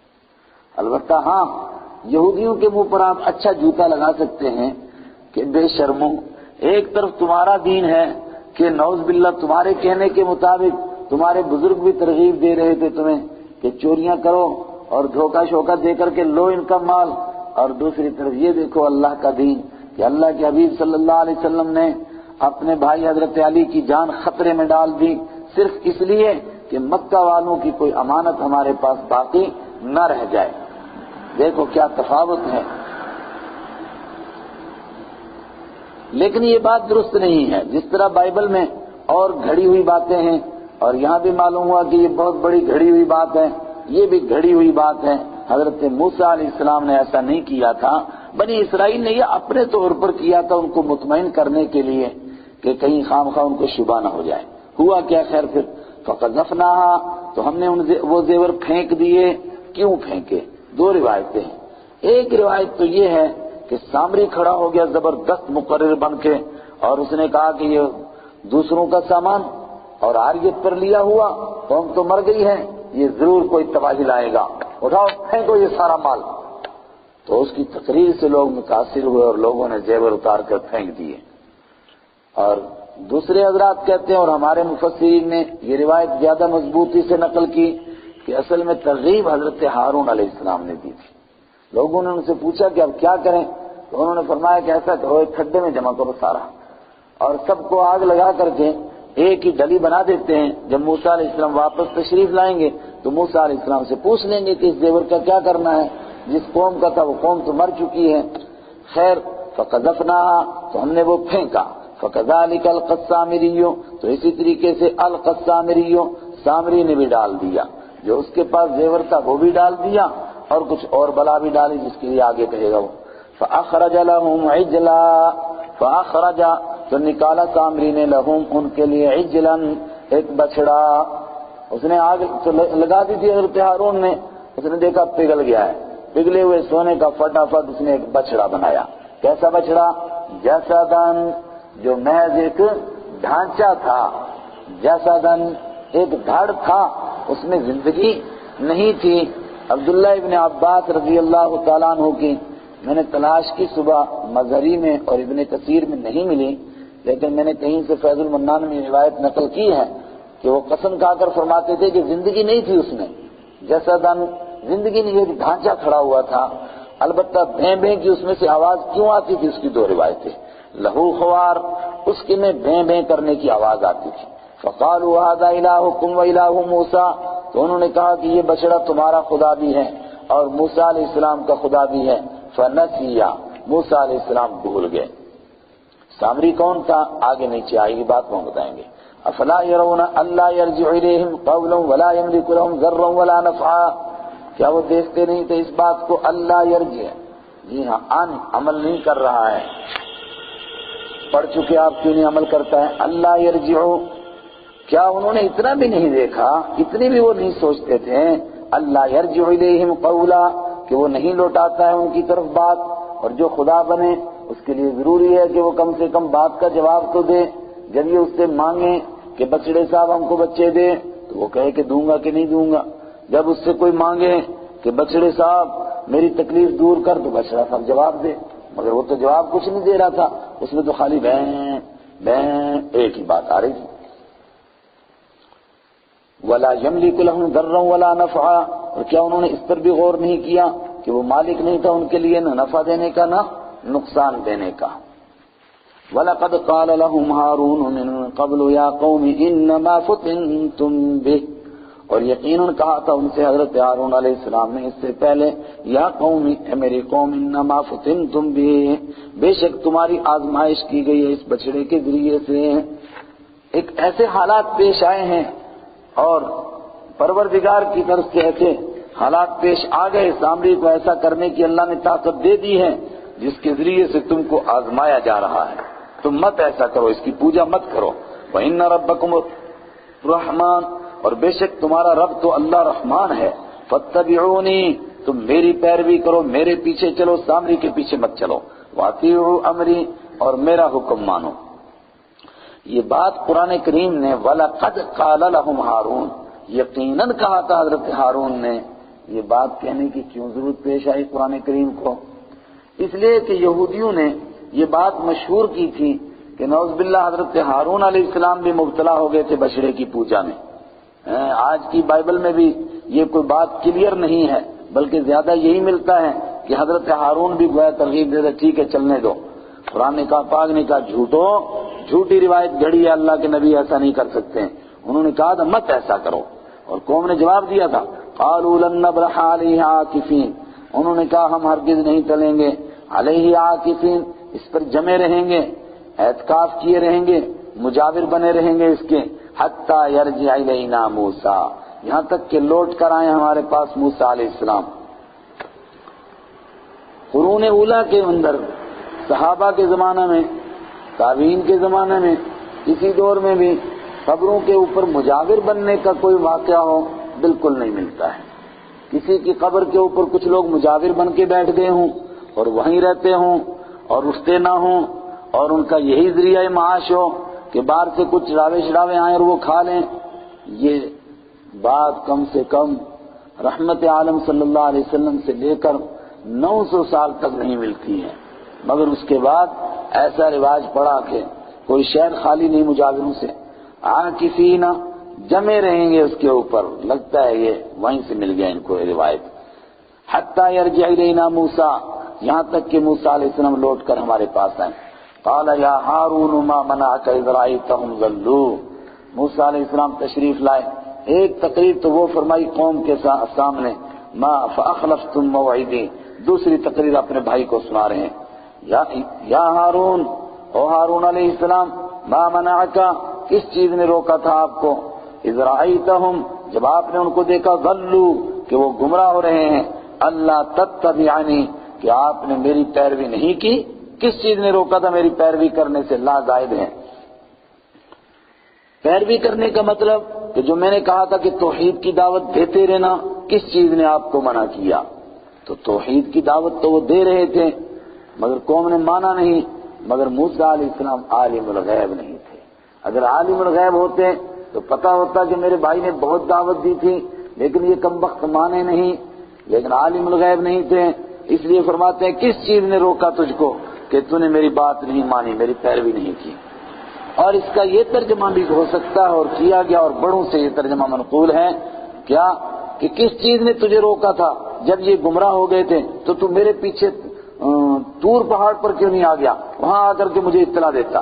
افعصیت امری، تو کیا تو نے میرے حکم کی نافرمانی کی؟ قال یا ابن ام لا تاخذ بلحیتی ولا براسی، یہ ہے وہ موقع جہاں داڑھی اور سر دونوں پکڑنے کا ذکر ہے۔ حضرت ہارون نے دیکھا کہ بھائی جان جلال میں ہیں تو ان کو نرم کرنے کے لیے بڑا پیار کا جملہ کہا، یا ابن ام، او میری ماں کے بیٹے، او میری ماں جائے بھائی، آپ تو میرے بھائی ہو، آپ کیا کر رہے ہو اتنا غصہ اور میرے اوپر؟ لا تاخذ بلحیتی، نہیں پکڑی آپ میری داڑھی، ولا براسی، اور نہ میرا سر، ایک ہاتھ سے سر پکڑا، دائیں ہاتھ سے سر اور بائیں سے داڑھی، کما پھر روایہ ہمارے یہاں مشہور یہی ہے، لیکن اس سے یہ بھی لوگوں نے نکالا کہ کم سے کم اتنے بال تھے کہ ہاتھ میں آئے اور داڑھی بھی اتنی تھی کہ ہاتھ میں آئی۔ لا تاخذ بلحیتی، مت پکڑ میری داڑھی، ولا براسی، نہ پکڑ میرا سر، انی خشیت، بات یہ تھی میں ڈر گیا، ان تقول، کہ آپ کہو گے فرقت بین بنی اسرائیل، کہ تو نے تفریق کر دی، جدائی ڈال دی بنی اسرائیل میں، ولم ترقب قولی، اور تو نے میری بات کا انتظار نہیں کیا۔ مطلب میں نے ان کو تبلیغ کی، بہت سمجھایا، اور دوسرے مقام پر آ گیا نا کہ قریب تھا کہ یہ مجھے قتل کر ڈالتے، انہوں نے تو مجھے قتل کرنے کا پلان بنا لیا تھا۔ اب میرے سامنے ایک ہی راستہ تھا کہ میں ان کے خلاف تلوار اٹھاتا اور جہاد کرتا۔ اگر میں جہاد کرتا، کچھ سامری کے ساتھ ہو جاتے، کچھ میرے ساتھ ہو جاتے، بنی اسرائیل میں برادر کشی شروع ہو جاتی، آپ واپس آتے اور آپ کہتے کہ آپ نے پھوٹ ڈال دی، میرا انتظار کرنا چاہیے تھا، اس وجہ سے بس میں نے جہاد نہیں کیا، ورنہ اس کے سوا سب کچھ کیا۔ قال فما خطبك یا سامری، موسیٰ علیہ السلام ٹھنڈے ہو گئے اپنے بھائی کی طرف سے، اب مخاطب ہوئے سامری کو۔ قال فما خطبك یا سامری، فرمایا سامری تیرا کیا مسئلہ ہے؟ یہ سامری کا مسئلہ بھی بڑا الجھا رہا وہاں بھی اور آج تک بھی۔ کہتے ہیں کہ سامری اس کے خاندان کا نام سامرا ہے، یا اس کی گاؤں کا نام سامرا ہے، یا اس کی قوم کا نام سامرا ہے، بہرحال کوئی چیز ہے جس کی طرف یہ منسوب ہے، قوم کی طرف یا گاؤں کی طرف۔ لیکن یہ بات بھی یقین کے ساتھ معلوم ہوتی ہے کہ ایسی قوم سے تعلق رکھتا ہے جو گائے بچڑے کی پجاری ہے۔ کیا یہ بنی اسرائیل میں سے تھا یا فرعونیوں میں سے تھا؟ تھوڑے سے لوگ کہتے ہیں کہ نہیں یہ فرعونیوں میں سے تھا، نبتیوں میں سے تھا، قبطیوں میں سے تھا، لیکن یہ منافقت کے ساتھ ایمان لایا تھا، مگر یہ بات کمزور ہے۔ دوسرے حضرات نے یہ بات زیادہ مضبوطی کے ساتھ نقل کی، اور کم سے کم ہماری تفسیروں میں یہ بات بہت مشہور ہے کہ اس کا نام بھی موسیٰ تھا، اور یہ بھی اسی زمانے میں بنی اسرائیل میں پیدا ہوا تھا جس زمانے میں حضرت موسیٰ علیہ السلام پیدا ہوئے تھے۔ موسیٰ علیہ السلام تو اس لیے فرعون کے قتل ہونے سے بچ گئے کہ ان کو ان کی والدہ نے دریا میں ڈالا اور فرعون نے تربیت کی، لیکن یہ کیسے بچا؟ کہتے ہیں کہ اس کی ماں نے اس کو لے کر کسی غار میں چھپا دیا، ماں کو نہیں برداشت ہوا کہ میرے سامنے میرے بچے کو ذبح کیا جائے، اس نے غار میں چھپا دیا۔ اس کی پرورش کے لیے پروردگار نے حضرت جبرائیل علیہ السلام کو حکم دیا کہ جو اس کے خوراک کا انتظام کرو، کھانے پینے کا انتظام کرو، چنانچہ جب تک یہ بڑا ہوتا حضرت جبرائیل علیہ السلام اس کی تربیت کرتے رہے۔ پھر یہیں سے وہ بات مشہور ہو گئی کہ موسیٰ الذی ربہ فرعون نبی، وہ موسیٰ جس کی پرورش فرعون نے کی وہ اللہ کے نبی بنے، وموسیٰ الذی ربہ جبرائیل، اور وہ موسیٰ جس کی تربیت کس نے کی؟ حضرت جبرائیل علیہ السلام نے۔ وہ کیسا نکلا دیکھو، ان کی تربیت والا کافر ہیں سامری، دوسروں کو بھی کافر بنانے والا، اور یہ اللہ کے نبی۔ معلوم ہوا کہ تربیت کا بھی اصل مسئلہ نہیں، اللہ کے حوالے ہے۔ اگر تربیت ہی کی بات ہوتی تو کیا نوح علیہ السلام نے کنعان کی تربیت نہیں کی تھی؟ لوط علیہ السلام نے اپنی بیوی کی تربیت نہیں کی ہوگی؟ نوح علیہ السلام نے اپنی بیوی کی تربیت نہیں کی ہوگی؟ یہ واقعات اس لیے پیش آتے ہیں، وہ بتانا چاہتا ہے یہدی من یشاء ویضل من یشاء۔ تو یہ وہی کمبخت تھا، اور اس کو حضرت جبرائیل علیہ السلام کو بچپن میں دیکھنے کی وجہ سے ان سے تعارف تھا کہ یہ جبرائیل علیہ السلام ہے۔ تیرا کیا مسئلہ ہے؟ اس نے کہا بصرت بما لم یبصروا به، مجھے وہ دکھائی دیا بما لم یبصروا به، جو دوسروں کو دکھائی نہیں دیا۔ کیا دکھائی دیا تھا اس کو؟ بعض حضرات نے کچھ زور لگایا اس کا یہ ترجمہ کرنے کا کہ مجھے ایک بات سوجی تھی کہ میں تھوڑی سی پیروی کروں رسول کی، پھر پیچھے ہٹ جاؤں اور پھر یوں پنگا کروں، لیکن قرآن کے الفاظ اس ترجمے کا بالکل ساتھ نہیں دیتے ہیں، وہ زبردستی کی بات ہے۔ قال بصرت بما لم يبصروا به، اس نے کہا مجھے وہ دکھائی دیا تھا جو اور کسی کو نہیں دکھائی دیا۔ وہ کیا دکھائی دیا تھا؟ قرآن اور حدیث نے تو اس کو واضح نہیں کیا، البتہ مشہور ہمارے یہاں عبداللہ ابن عباس رضی اللہ تعالیٰ عنہ کا قول یہی ہے، اور سعید ابن جبیر کا اور دوسرے حضرات کا، کہ جب موسیٰ علیہ السلام پار ہو رہے تھے تو حضرت جبرائیل علیہ السلام حضرت موسیٰ علیہ السلام کے ساتھ ساتھ تھے، جہاں سے وہ گزرتے تھے تو ان کے گھوڑے کے پاؤں کے نیچے گھاس سی اگ آتی تھی، اور کوئی حضرت جبرائیل کو پہچانتا نہیں تھا، مگر یہ پہچانتا تھا چونکہ غار میں دیکھ چکا تھا، تو اس نے وہاں سے تھوڑی مٹی اٹھائی۔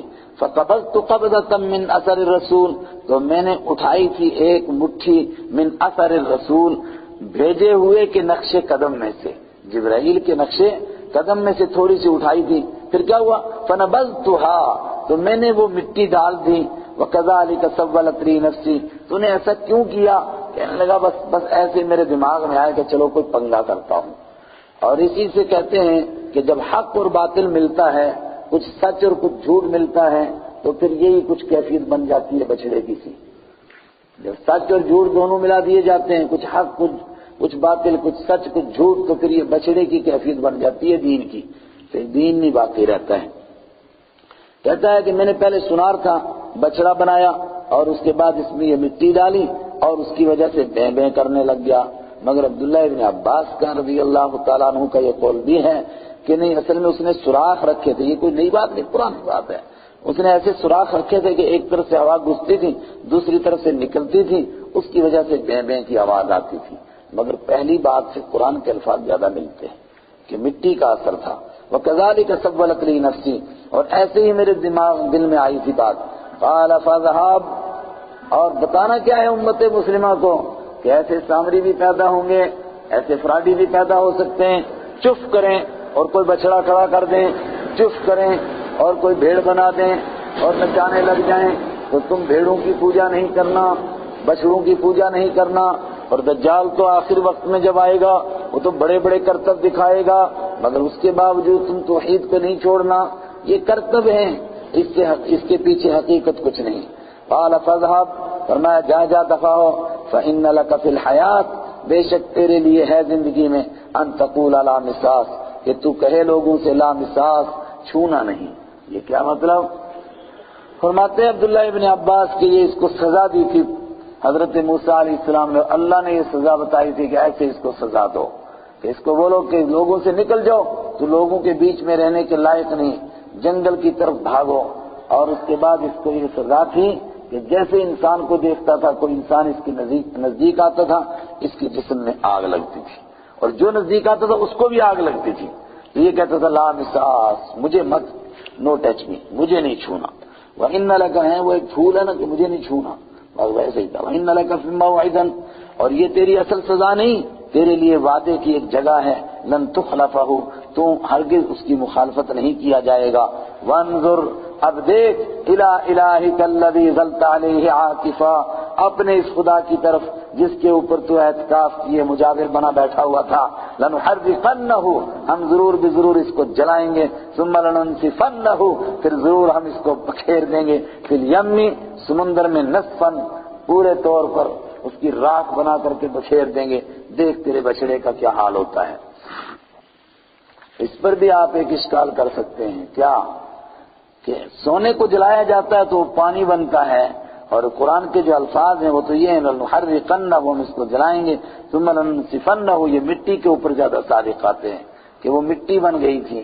تو پھر ہو سکتا ہے کہ وہ جو مٹی ڈالی اور ادھر سونا دونوں ملا تو جلایا تو کچھ مٹی بنی اور کچھ پانی بنا، پانی کو بھی بکھیرا سمندر میں، مٹی کو بھی بکھیر دیا سمندر میں۔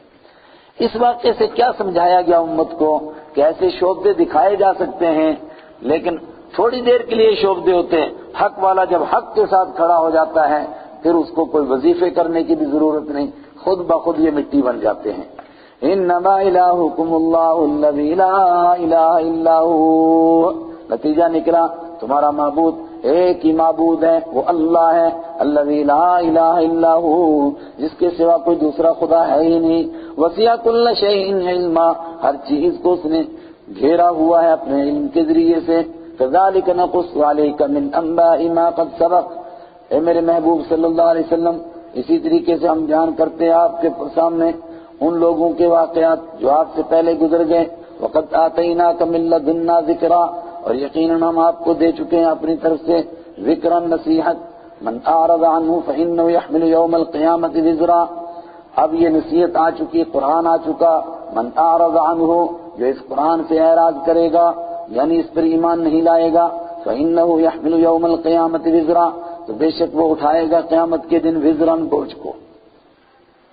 خالدین فیہ، پھر ہمیشہ اس بوجھ میں رہے گا۔ وساء لهم یوم القیامت حملا، اور کتنا برا ہوگا ان کے لیے قیامت کے دن کا بوجھ۔ یوم ينفخ فی الصور، جس دن سور میں پھونکا جائے گا۔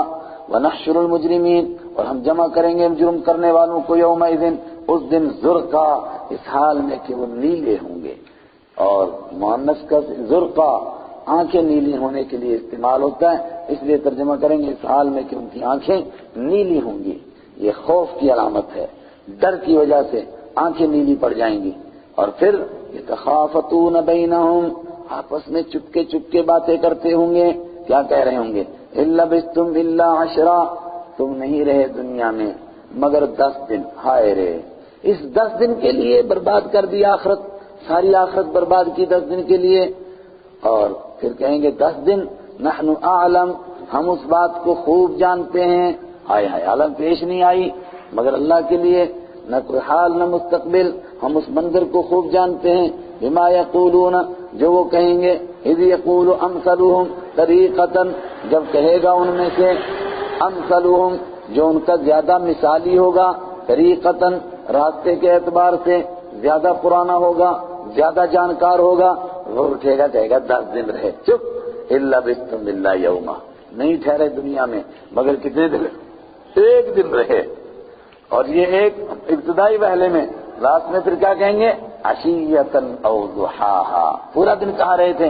یا صبح کو تھوڑی دیر یا شام کو تھوڑی دیر۔ یہ دنیا ہی کی زندگی ہے یا برزخ کو جوڑ کر کہیں گے؟ زیادہ حضرات یہی کہتے ہیں کہ برزخ کو جوڑ کر کہیں گے، دنیا کی زندگی کو بھی اور برزخ کو بھی جوڑ کر سب کو ملا کر کہیں گے کہ نہیں ٹھہرے تھے مگر کتنے دن؟ پہلے 10 دن، اور پھر کہیں گے 1 دن، اور پھر کہیں گے یا صبح یا شام۔ آئے ہائے، یہ کیوں اللہ تعالیٰ ان کو دکھائے گا؟ ذالک یوم الحسرہ، یہ افسوس کا دن ہے، تاکہ ان کو حسرت ہوگی اتنے وقت کے لیے برباد کیا ہم نے۔ وَيَسْأَلُونَكَ عَنِ الْجِبَالِ فَقُلْ يَنسِفُهَا رَبِّي نَسْفًا، لوگ پوچھتے ہیں کہ قیامت تو آئے گی لیکن ان بڑے بڑے پہاڑوں کا کیا بنے گا؟ وَيَسْأَلُونَكَ، اور لوگ آپ سے پوچھتے ہیں پہاڑوں کے بارے میں، فَقُلْ يَنسِفُهَا رَبِّي نَسْفًا، آپ فرما دیجئے ان کو ریزہ ریزہ کرے گا میرا رب، نصفاً، بالکل ذرہ ذرہ، ریزہ ریزہ کر کے بکھیر دے گا، یہ ریت کے ڈھیر بن جائیں گے، پسی ریت کی طرح۔ وَيَذَرُهَا قَاعًا، اور چھوڑ دے گا پروردگار زمین کو قاعًا صفصفا، قاعًا ایک میدان بنا کر کے، صفصفاً بالکل ہموار چٹیل، جس کے اوپر نہ کوئی درخت نہ کوئی پہاڑ، لا تری فیہا عوجا، تو نہیں دیکھے گا اس میں کوئی ٹیڑھا پن، ولا امتا، اور نہیں دیکھے گا تو کوئی ٹیلا اس میں، امتن کے معنی ٹیلا، اوپر کوئی ٹیڑھا پن نہیں دیکھے گا، کوئی نالا نہیں، کوئی نالی نہیں، کوئی اونچ نہیں، کوئی نیچ نہیں۔ یومئذ یتبعون الداعی، اس دن لوگ پیچھے دوڑیں گے، الداعی بلانے والے کے، لا عوج لہ، اس کے لیے کوئی ٹیڑھا پن نہیں، مطلب جب وہ بلائے گا تو دوڑتے ہوئے جائیں گے، کوئی ادھر ادھر نہیں ہو سکے گا، دوڑتے ہوئے، نگاہیں وہیں لگی ہوئی ہوں گی۔ وخشعت الاصوات للرحمن، اور پست ہو جائیں گی آوازیں رحمان کے لیے، کون وہاں بول سکتا ہے؟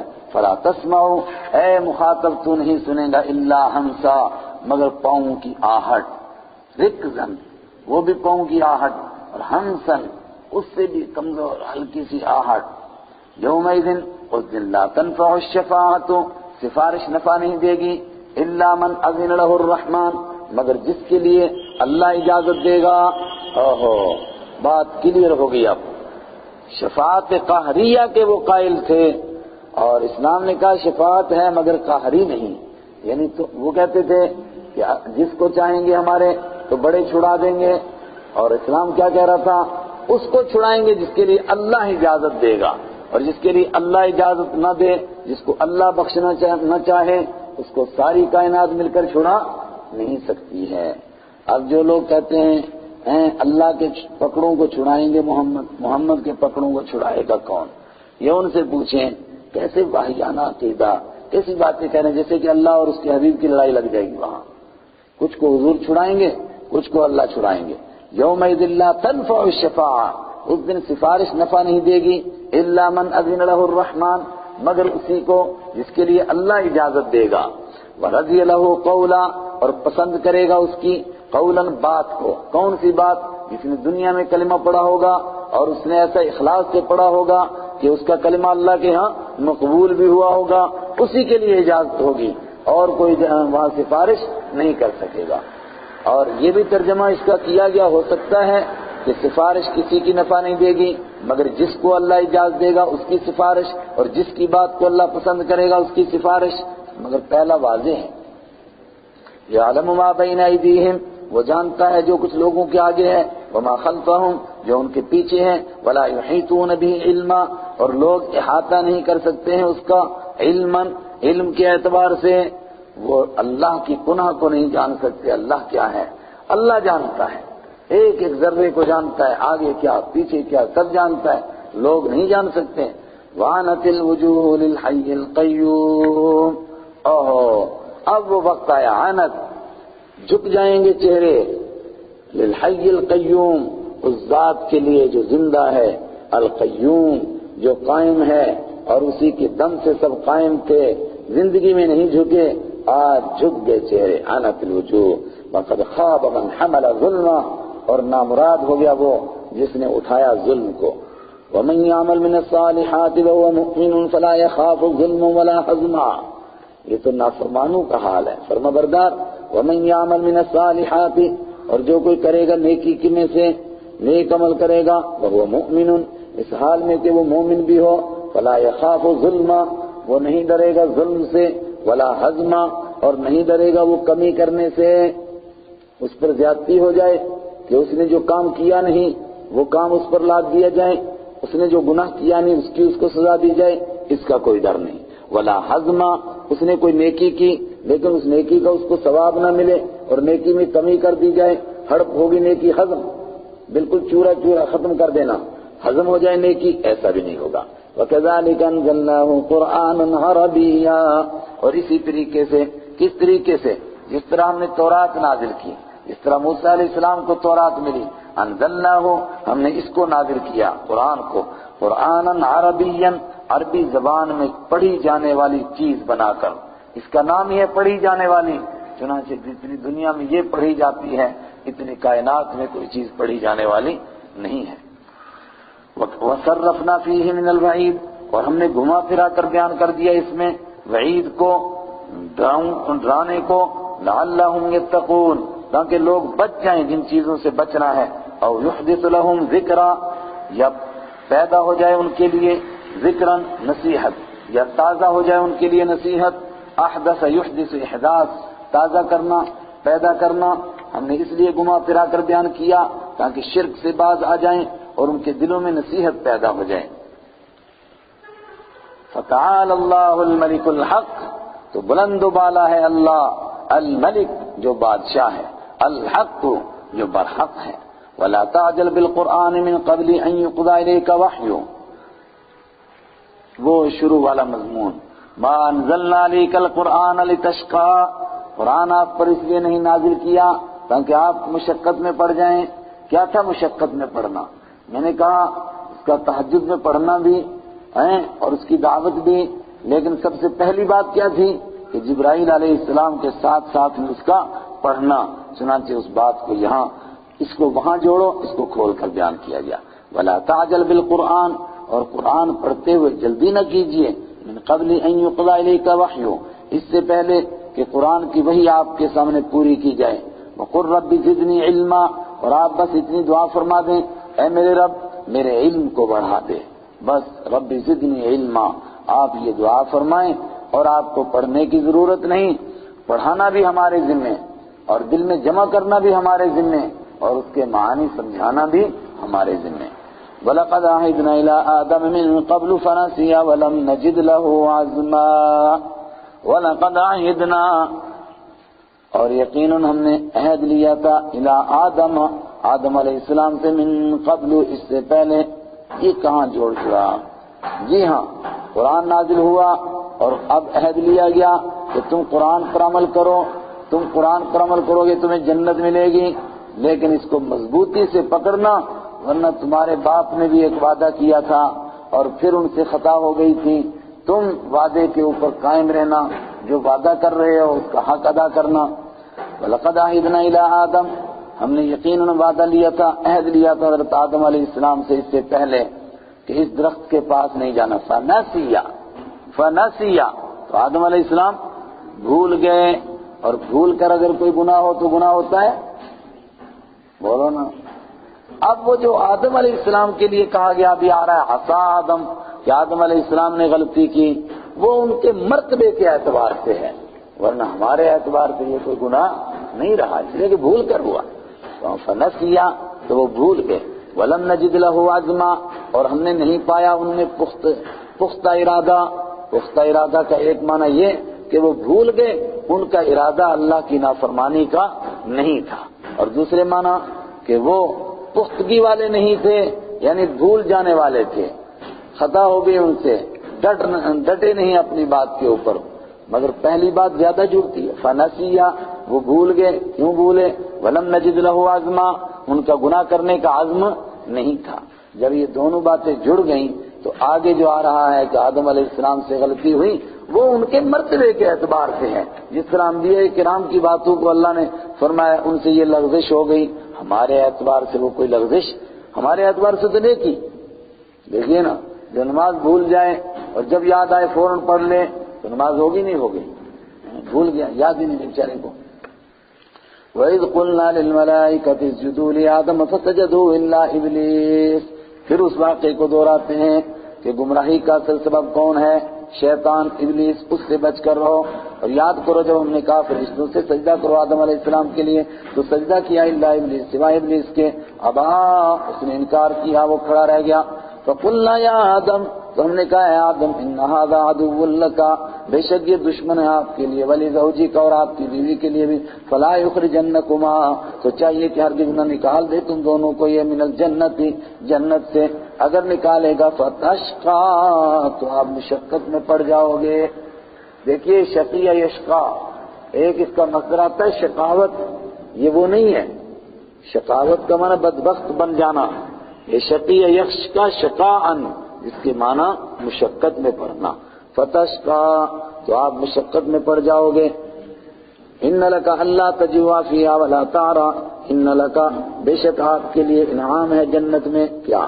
اللہ تجوع، ایک تو یہ کہ آپ کو بھوک نہیں لگے گی جنت میں، ولا تعرى، اور دوسرا یہ ہے کہ آپ ننگے نہیں ہوں گے، درزی کے پاس جانے کی بھی ضرورت نہیں، تھان لانے کی ضرورت بھی نہیں، جنتی لباس آپ کے اوپر خود بخود ہوگا، جنتی لباس، ولا تعرى، آپ ننگے نہیں ہوں گے، وانک لا تظمأ فیہا، اور ایک یہ انعام ہے کہ آپ کو پیاس نہیں لگے گی جنت میں، ولا تضحى، اور آپ گرمی نہیں محسوس کریں گے، دھوپ نہیں لگے گی، یہ انعامات ملے جنت میں۔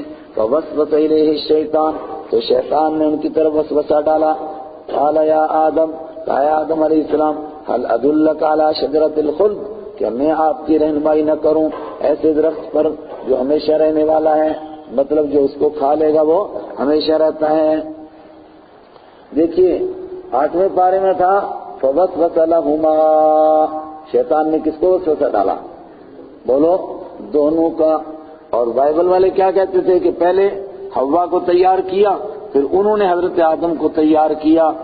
اکیلے قرآن نے نہیں بیان کیا، اگر بیان کیا تو آدم علیہ السلام کو بیان کیا، حضرت حوا کو بیان نہیں کیا.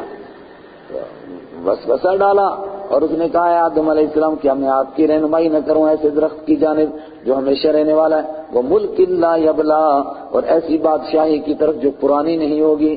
بلی یا یبلا، پرانا ہو جانا، گھس پٹ جانا، ایسی بادشاہی ملے گی جس میں کبھی کمی نہیں آئے گی، پرانی نہیں ہوگی. اور وہ ملے گی کب؟ جب آپ یہ درخت کھاؤ گے. اسی لیے منع کیا کیونکہ آپ کو دنیا میں بھیجنا ہے، اور اگر آپ یہ کھا لو گے تو آپ ہمیشہ رہو گے، پھر یہیں رہ جاؤ گے، اس لیے آپ کو یہ کھانے نہیں دیتے ہیں. لیکن یہ میری تفسیر بھی میں نے نقل تو کی مگر یہ کمزور پڑے گی کب؟ جب ہم فناسیہ اس کو جوڑیں گے کہ اللہ تعالیٰ کا وہ حکم بھول ہی گئے آدم علیہ السلام، وہ بات ہی نکل گئی ذہن سے کہ اللہ نے حکم دیا تھا اس درخت کے قریب نہ جانا، فناسیہ اس کو بھول ہی گئے. بعض لوگوں کی عادت ہے غلطیاں تلاش کرنا. انہوں نے اولیاء کی تلاش کی، ائمہ کی تلاش کی، پھر جب عادت ہو جاتی ہے پھر صحابہ کی غلطیاں تلاش کی، پھر انبیاء کی غلطیاں تلاش کرنے لگے. تو پھر اس موڑ پر جب پہنچے تو انہوں نے کہا ہاں بالکل دیکھو غلطی کیا، اللہ تعالیٰ کہہ رہا تھا. لیکن پیچھے والے لفظ پڑھو نا، فنسیہ، تو بھول گئے آدم علیہ السلام. قال یا آدم، فاکلا منہا، تو کھا لیا دونوں نے، منہا اس سے، فبدت لہما، تو دونوں کے لیے کھل گئیں، سوآتہما، ان دونوں کی شرمگاہیں. سوآت، ایسی چیز جس کا دیکھنا پسندیدہ نہ ہو، سوآت نہ دیکھیں نہ پسندیدہ چیزیں، یعنی حیا والی جگہیں. واتفقا یخصفان، اور شروع کیا دونوں نے چپکانا علیہما اپنے اوپر میں ورق الجنہ، جنت کے پتے. وعصا آدم ربہ، اور نافرمانی ہو گئی آدم علیہ السلام سے ربہ، اپنے رب کی. فغوا، تو وہ بھٹک گئے. ایک معنی راستے سے پھسل گئے اور دوسرا معنی اوپر سے نیچے گر گئے. اوپر سے جنت میں اور گرے نیچے زمین کے اوپر آپ پہنچے، نیچے اتر آئے. ثم اجتباہ، پھر اللہ نے چن لیا ان کو ربہ، ان کے رب نے، فتاب علیہ، تو اللہ نے ان کی توبہ قبول فرمائی. وہدا، اور ان کو ہدایت دے دی، سیدھا راستہ دکھا دیا. قال اهبطا منها جميعا، پھر اللہ نے فرمایا اهبطا، تم دونوں اترو، منها یہاں سے، جميعا سب کے سب. پہلے فرمایا دو اترو اور پھر فرمایا سب کے سب. تو مطلب کیا ہے؟ آپ بھی اترو اور آپ کی ذریت بھی اترے. بعضکم من لبعض عدو، تم میں سے بعض کے لیے دشمن ہوگا. اور بعض کا ترجمہ کرتے تھے شیطان انسان کا اور انسان شیطان کا، لیکن دوسرا ترجمہ کیا تھا کہ تم آپس میں ایک دوسرے کے دشمن ہوں گے. یہ موقع اسی ترجمے کا ساتھ زیادہ دے رہا ہے. بعضکم لبعض عدو، تم میں سے بعض کے لیے دشمن ہوگا. فإما يأتينكم مني هدى، بس جب بھی یاتین آئے کم، تمہارے پاس. اب کم کون مخاطب ہو گئے؟ بولو نا، بنی آدم مخاطب ہو گئے. اب حضرت آدم اور حضرت حوا نہیں رہے.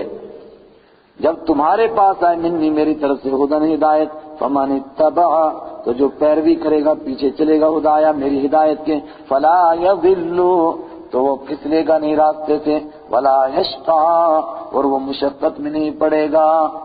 اور یہاں بدبخت بھی ترجمہ کر سکتے، وہ بدبخت نہیں ہوگا. ومن اعرض عن ذکری، اور جو میری ذکر سے منہ موڑے گا. ہدایت آئی میری طرف سے نصیحت نامہ آیا، ذکری نصیحت نامہ. فَإِن، اس نے اعراض کر لیا، منہ موڑ لیا، کہتا میں مانتا ہی نہیں. فَإِنَّ لَهُ مَعِيشَةً ضَنْكَا، تو بے شک اس کے لیے زندگی ہے ضنکا، تنگ. رات بتا چکے تنگ کیسا، ضنکا.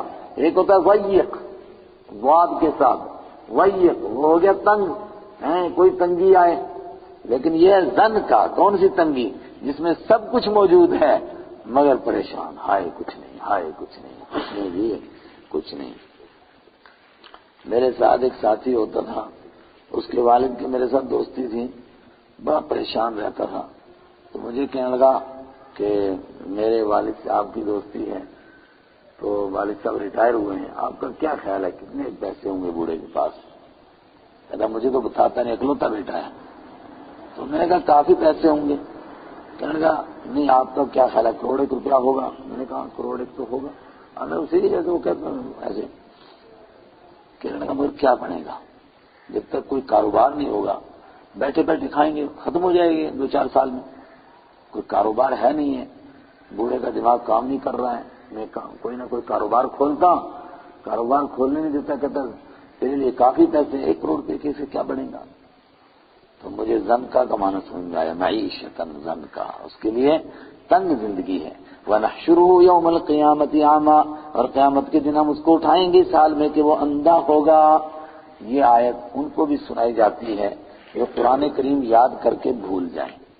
اگر بھولنے سے یہ مراد ہو کہ قرآن سے انہوں نے اعراض کر لیا اور واقعتاً پھر وہ قرآن فروش بن گئے اور کوٹھیوں کی دستک دے دے کر کے ٹیوشن پڑھا کے لگے گزارا کرنے، اگر ایسا ہے تو یہ معنی بہت مناسب ہے ان کے لیے. لیکن اگر محض بھول جانا ہی اس کی یہ سزا بیان کریں تو کم سے کم یہ حافظوں کے لیے آیت نازل نہیں ہوئی ہے. آیت تو ان کے لیے نازل ہوئی ہے جو قرآن سے اعراض کریں، منہ موڑ لیں، یعنی قرآن کو نہ مانیں، ان کے لیے نازل ہوئی. ہاں ڈر ان کے لیے بھی ہے، مگر جو اعراض کریں اور قرآن کے مقاصد کو چھوڑ کر پھر کوٹھیوں کے چکر کاٹیں، تو ان کے لیے تو یہی ملت کا کیا کم ہے. ایک طرف قرآن پڑھانے والا ایسا کہ شاگرد انتظار میں ہیں، یہ کھڑے ہیں اندر آرام فرما رہے ہیں، وہ دروازے کو نوک کرنے سے بھی ڈرتے ہیں حضرت کو تکلیف ہوگی، کھڑے ہیں میل کا پتھر بنے، جب آنکھ کھلے گی باہر آئیں گے تو پھر یہ ان سے مسئلہ پوچھیں گے. ایک یہ صاحب ہیں کہ ان کو کیا سزا دی اللہ تعالیٰ نے کہ قرآن سے اس نے اعراض کیا. اب ہر گھر کو دستک دے اور اندر سے آواز آئے اتنا جلدی آیا تو یار دماغ خراب، پتہ نہیں کیا ہو گیا ان لوگوں کو، ابھی بچے سوئے ہوئے ہیں بعد جانا، تھوڑی دیر کے بعد پھر آئے گا جناب جاگے کہ نہیں جاگے، ٹیوشن کر لینا ہے. اس سے بہترین طریقہ کیا ہے ابھی آ رہا آگے، وہ بھی سنائیں گے، سب سنے. ویسے من اعرض عن ذکری، جو میری یاد سے منہ موڑے گا، فإن له معیشۃ ضنکا، اس کے لیے تنگ زندگی ہوگی. ونحشره یوم القیامۃ اعما، اور اس کو قیامت کے دن ہم اٹھائیں گے اس حال میں کہ وہ اندھا ہوگا. قال رب لما حشرتنی اعما، وہ کہے گا اے میرے مالک تو نے مجھے اندھا کیوں اٹھایا.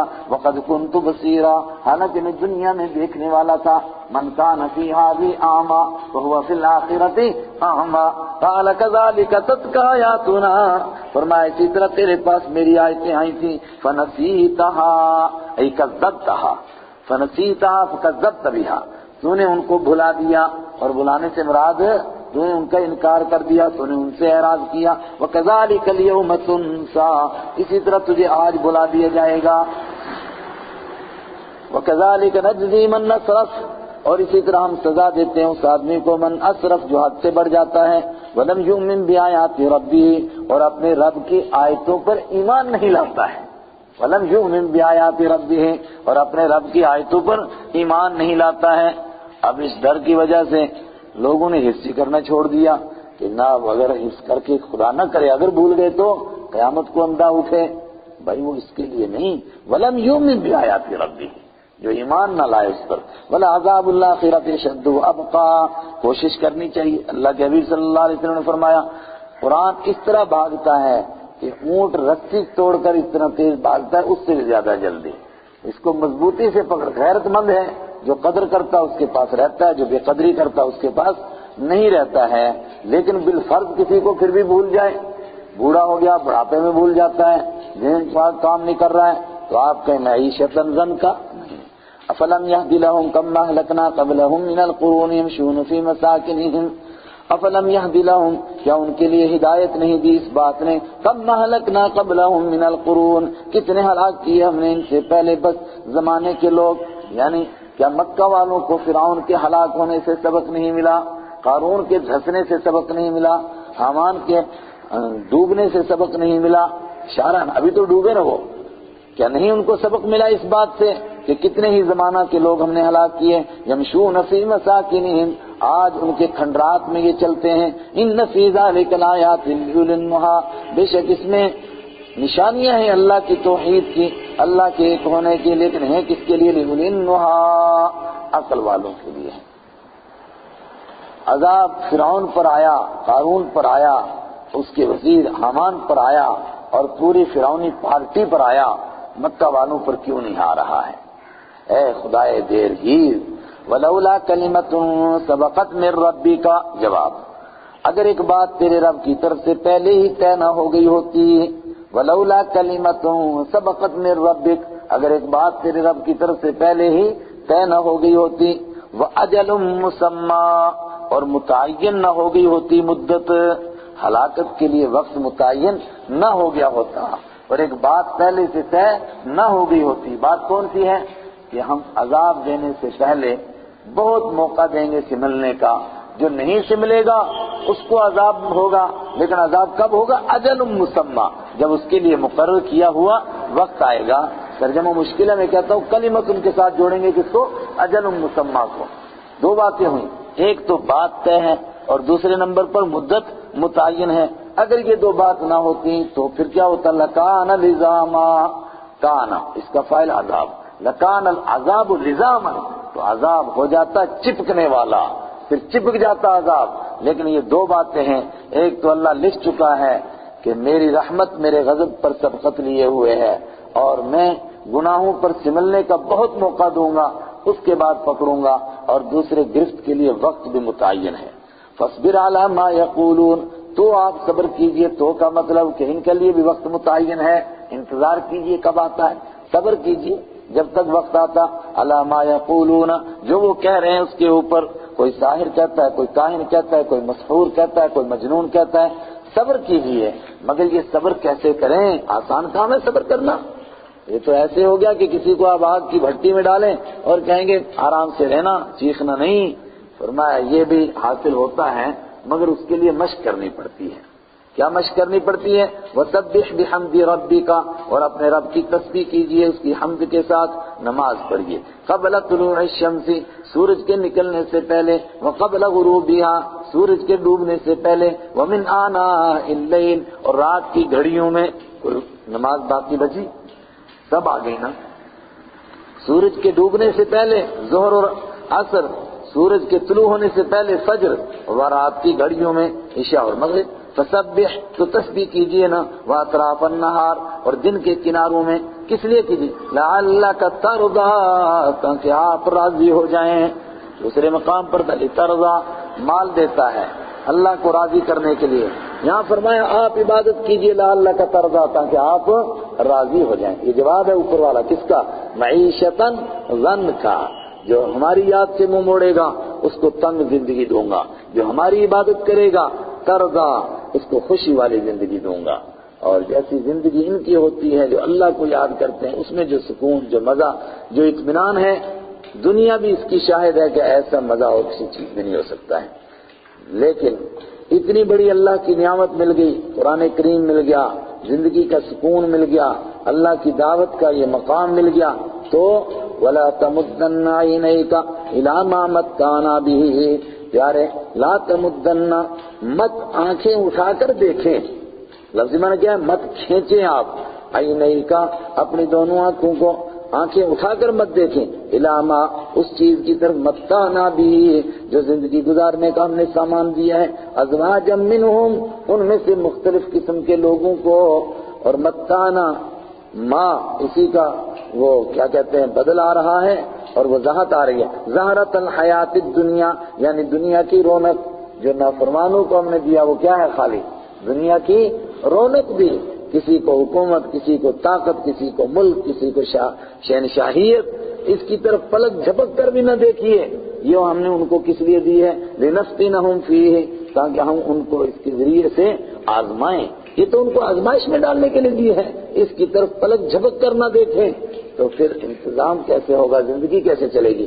وَرِزْقُ رَبِّكَ خَيْرٌ وَأَبْقَىٰ، اور تیرے رب کی روزی بہتر ہے، وَأَبْقَىٰ، اور باقی رہنے والی ہے، وَأْمُرْ أَهْلَكَ بِالصَّلَاةِ وَاصْطَبِرْ عَلَيْهَا، اور وہ جو کہہ رہے تھے کہ فیس نہیں دیتے بچے، وہ اپنا جواب تلاش کریں اس میں، اب کیا کریں؟ رزق ربی کا، اپنے رب کی روزی کے اوپر صبر کر لیں، وہی بہتر ہے۔